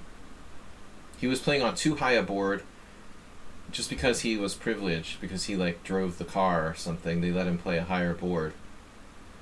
But he didn't belong there, and he kept, like, losing game after game with black because of the stupid h6 move. I don't understand what that does, you know, like, how does that help black here? It just creates more weaknesses. So now you can never play f6 without weakening your king side. It's not plus. You see, you played knight d2. Is knight e5 better?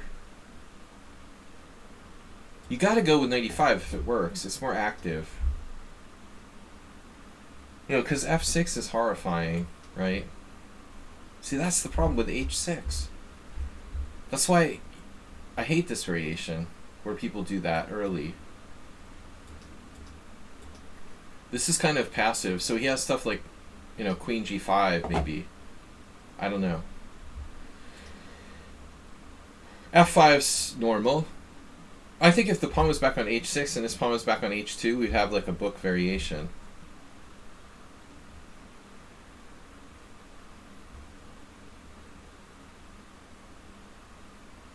You better get in g4 because f3 ain't happening.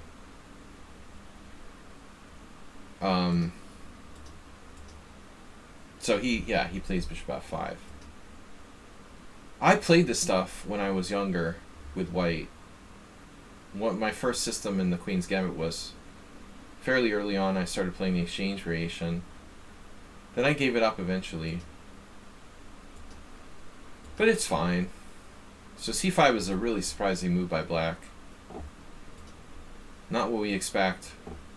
It looks like knight a6. Now we do the Lupulescu. Chess Optics rating with party of 3. Chess Optics. I need some optics. I miss a lot of moves. Delver, welcome. So c5, surprising move. Principally, I like it, attacking the center. Alright. Is there something I don't like about this? What don't I like about it? Well, b7 I don't like. It might be like losing a pawn. That's what happened in the game. The guy basically sacrificed a pawn, but I mean, is he just like losing a pawn?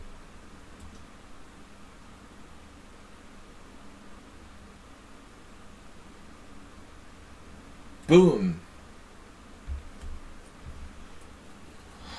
I have a bad feeling about this? No, this works. This works. Yeah, it's 2 pawns. Sorry, 2 pawns. Merciless. Why not play a normal move? Yeah, I wouldn't play c5. If you're going to play c5, you have to calculate. It's a great idea if it works, but if it doesn't work, you're just, like, done. I mean, this is obviously, you know, a problem. I mean, you're losing a pawn here, too. So, it's not that hard to find knight a6, right? There is the idea of that, or maybe queen b4. I actually like queen b4. So white makes a routine move here. You're like, yeah, queen b4. So a3. Now maybe we're talking about c5 for real. Now you've got it for real. Stop fantasizing that you're Petrosian. Uber Driver has like dreams and fantasies about being Petrosian. Petrosian. I'm sorry, I'm American. So take, we lose a pawn, lose a second pawn. Nice job. And now we're just down 2 pawns for nothing.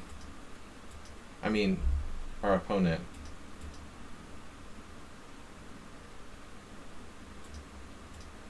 Yeah, I mean, I think you're up 2 pawns, so any ending will do.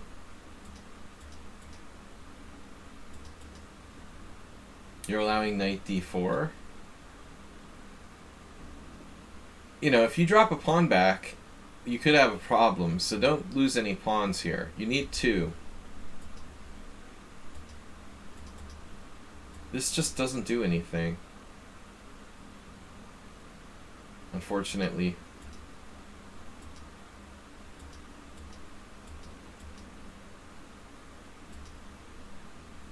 I vote for rook c1. Queen c4 is weird, but okay.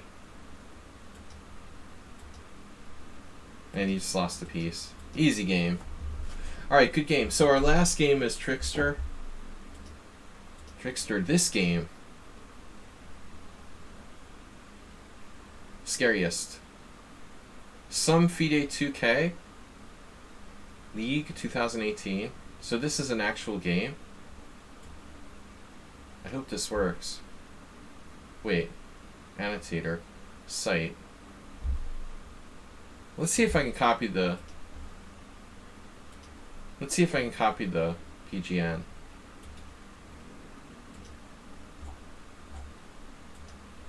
It works. Copy pasta. Sladgie Analysis stream. Sladgie. Sladge. As my poker friends call me. Alright. So what color are you here, Trickster? Can you tell me? Black? I hope you're black. You could be white.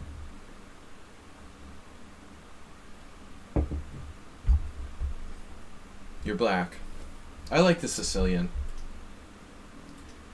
Grand Prix is like coffee house, club opening. I've played it once. I beat Tejas Bakre in a game. It's honestly in some Grand Prix attack book, but I like specifically prepared for him because I saw a game. I've only played the Grand Prix attack very rarely. It was one of my best like home preparation games ever. I exactly prepared everything and it happened at the board. This is a line that was recommended by Palliser. I'm on the fence about a6. I haven't had very good results with this in Blitz.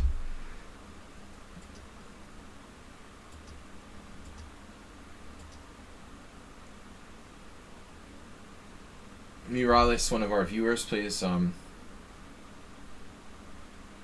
actually Mule Skinner plays this.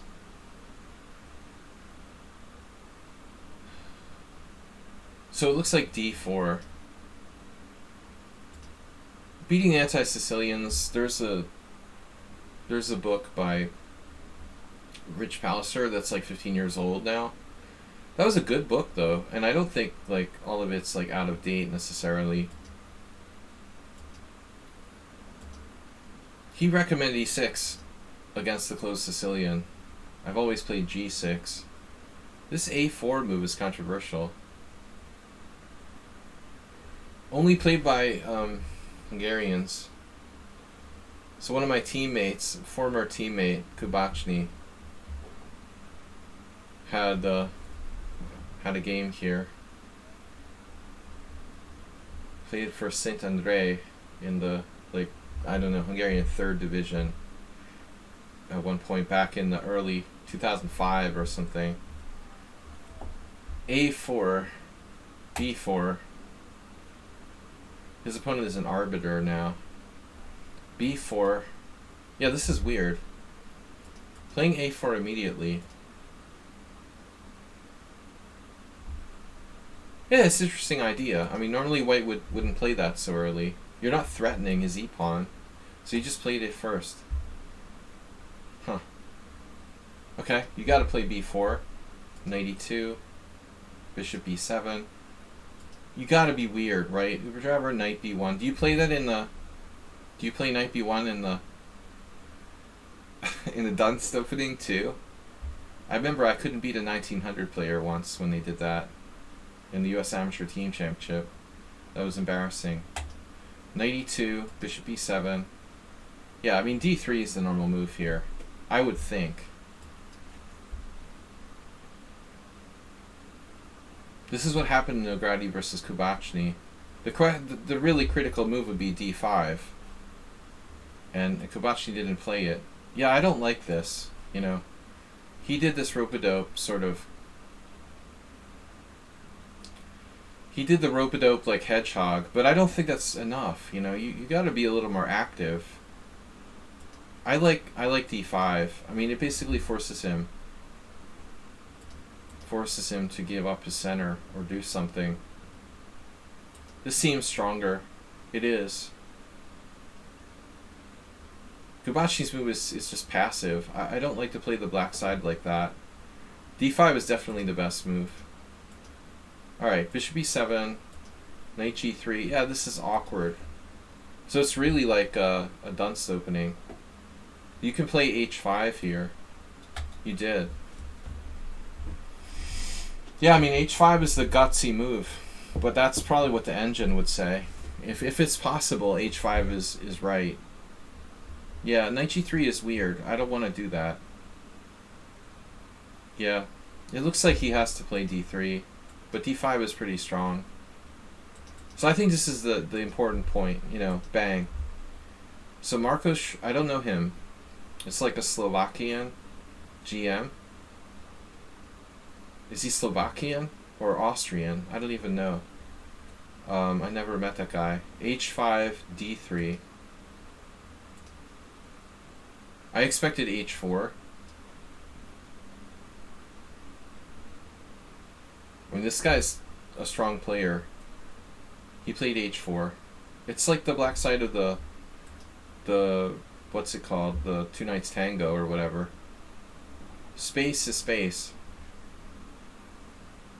He played Rigo Joel. This is Slovakian, so he must be a Slovakian. Yeah. Rigo is a Hungarian name, but it's a Slovakian player. It must be like Slovakian team championship or something. Oddly, even though it's a neighboring country, I've never played in a tournament in Slovakia. d5. A lot of my friends play in the Slovakian league.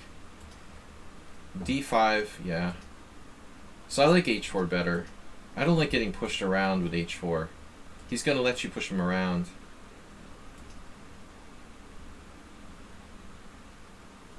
Now the question is, we still hit him with d5. He can't maintain his center. This is like perfectly played. This is perfectly played by black. Like literally, you played perfectly. If he gives up his center, he just has nothing. You could even take like with a piece. I would have a hard time deciding what to do there. To be honest, like all three recaptures are good for black. Man, that's tough. I don't know which way to take. Like everything's good. I guess blocking your bishop kind of sucks. Like d4. But then that square is awful. Man, it's a nightmare for white. Everything's good. How would you even decide what to recapture with? Now black played d4. Yeah, maybe you should play h3 first. I'd love to play the lobster. Pawn takes pawn is awful for white structurally. And g3, maybe he plays g4 actually. That looks dangerous. g3, d4. Now what he's going to do, like that? Or king f2. The rational thing to do. That's kind of a problem. Yeah, this looks like it's going to be a slaughterhouse. d4, knight g1. Oh my god, now h3. Very tempting to play h3 here.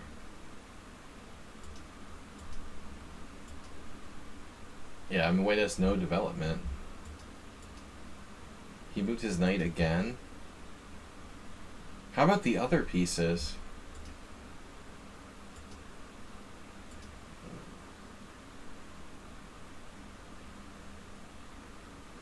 Man, you have c4. I don't know if we want to play it, though. It's so tempting. Black just has too much space here. It's ridiculous.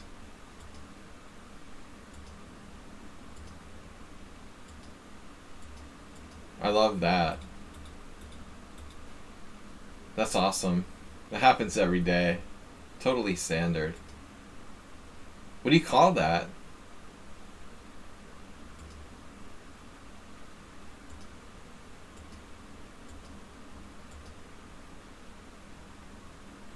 Now, did somebody say something about G5?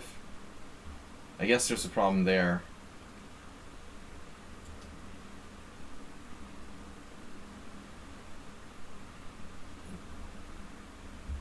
Tetrahedron? Like, what is that shape? Wow.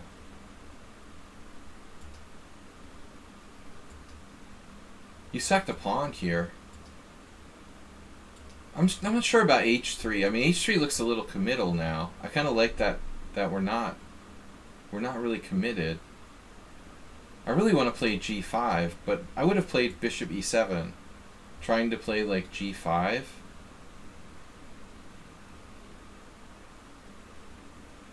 I guess the problem is, yeah, I mean, what does he do after bishop e7?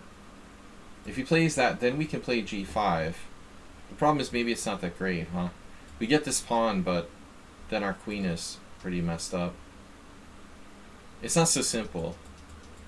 It was Uber Driver's idea, anyway. I don't take any credit for it. Uber Driver suggested it last game. What? Can we defend our knight, maybe? Maybe it would be interesting to play that.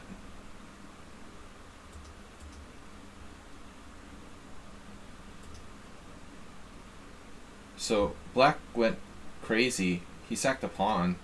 No, he's like, oh yeah, I'm sorry. Yeah, queen e3. That was a better square. I'll just waste the tempo. Duh. He just blew an entire tempo. And I'm not sure I want a castle where. Maybe castling on the queen side is better, dude. Well, you're facing f5 anyway, so it's probably necessary to move the rook here. He has to move his rook. Rook f1. And then try to play castle queen side.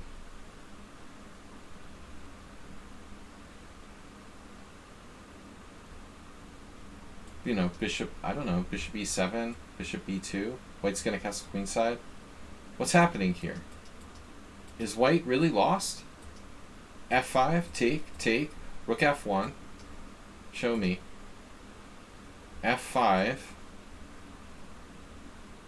Apparently white is lost. Knight g5. No, it's this. Surprise! You don't have time to castle. Wow.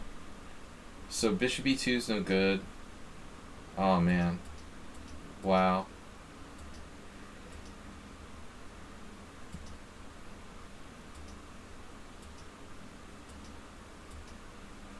Yeah, that was with his blunder. This was the critical moment in the game. He had to not lose that tempo with queen e3. Now it's not clear if your sacrifice is enough or not. It's speculative. But after that, he just blatantly blew an entire tempo with queen f2. And now it's airtight. f5, take. You're going to play f5 and go to the long diagonal. He doesn't have time to get out the pin. Castle's kingside, though. Understandable, the best choice, but he's a dead duck on this diagonal. That's over, man. You don't survive that. I mean, I'm playing queen c6 and into the long diagonal. That's game over. Yeah. So the moment was the pawn sack. Well, I don't say I hate it, you know. But he you know, he had a chance and he totally messed it up. I don't even understand why he didn't play queen e3. That was hard to see, though. You know, your threat on the other diagonal. Yeah, this is game. Homie's not surviving here. So it's a question about what the best way to finish him off is. I feel something artistic coming on. You could just take on h2, obviously. But you played bishop g7, connecting the rooks. This is devastating. Oh. White has to resign. Maybe rook f2. Can he play rook f2?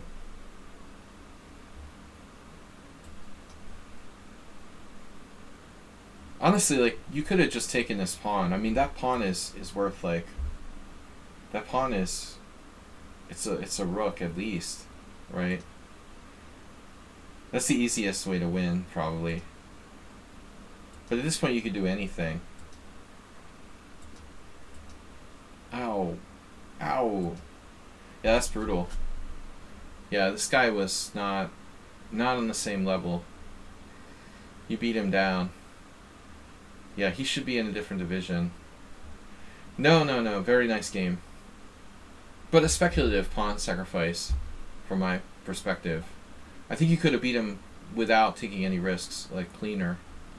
But still, not a bad game. Alright guys, gotta go. It's late. We'll see you later. Thank you for the support, Mr. Coffee and Asterbait, and others.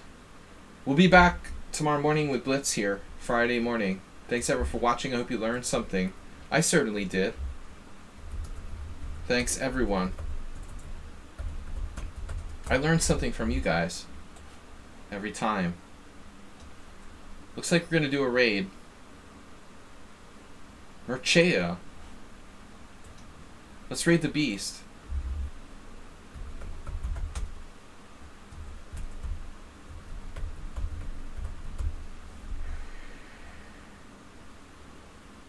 I haven't seen the beast on forever.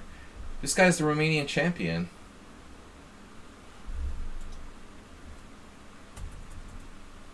Congratulations. In order.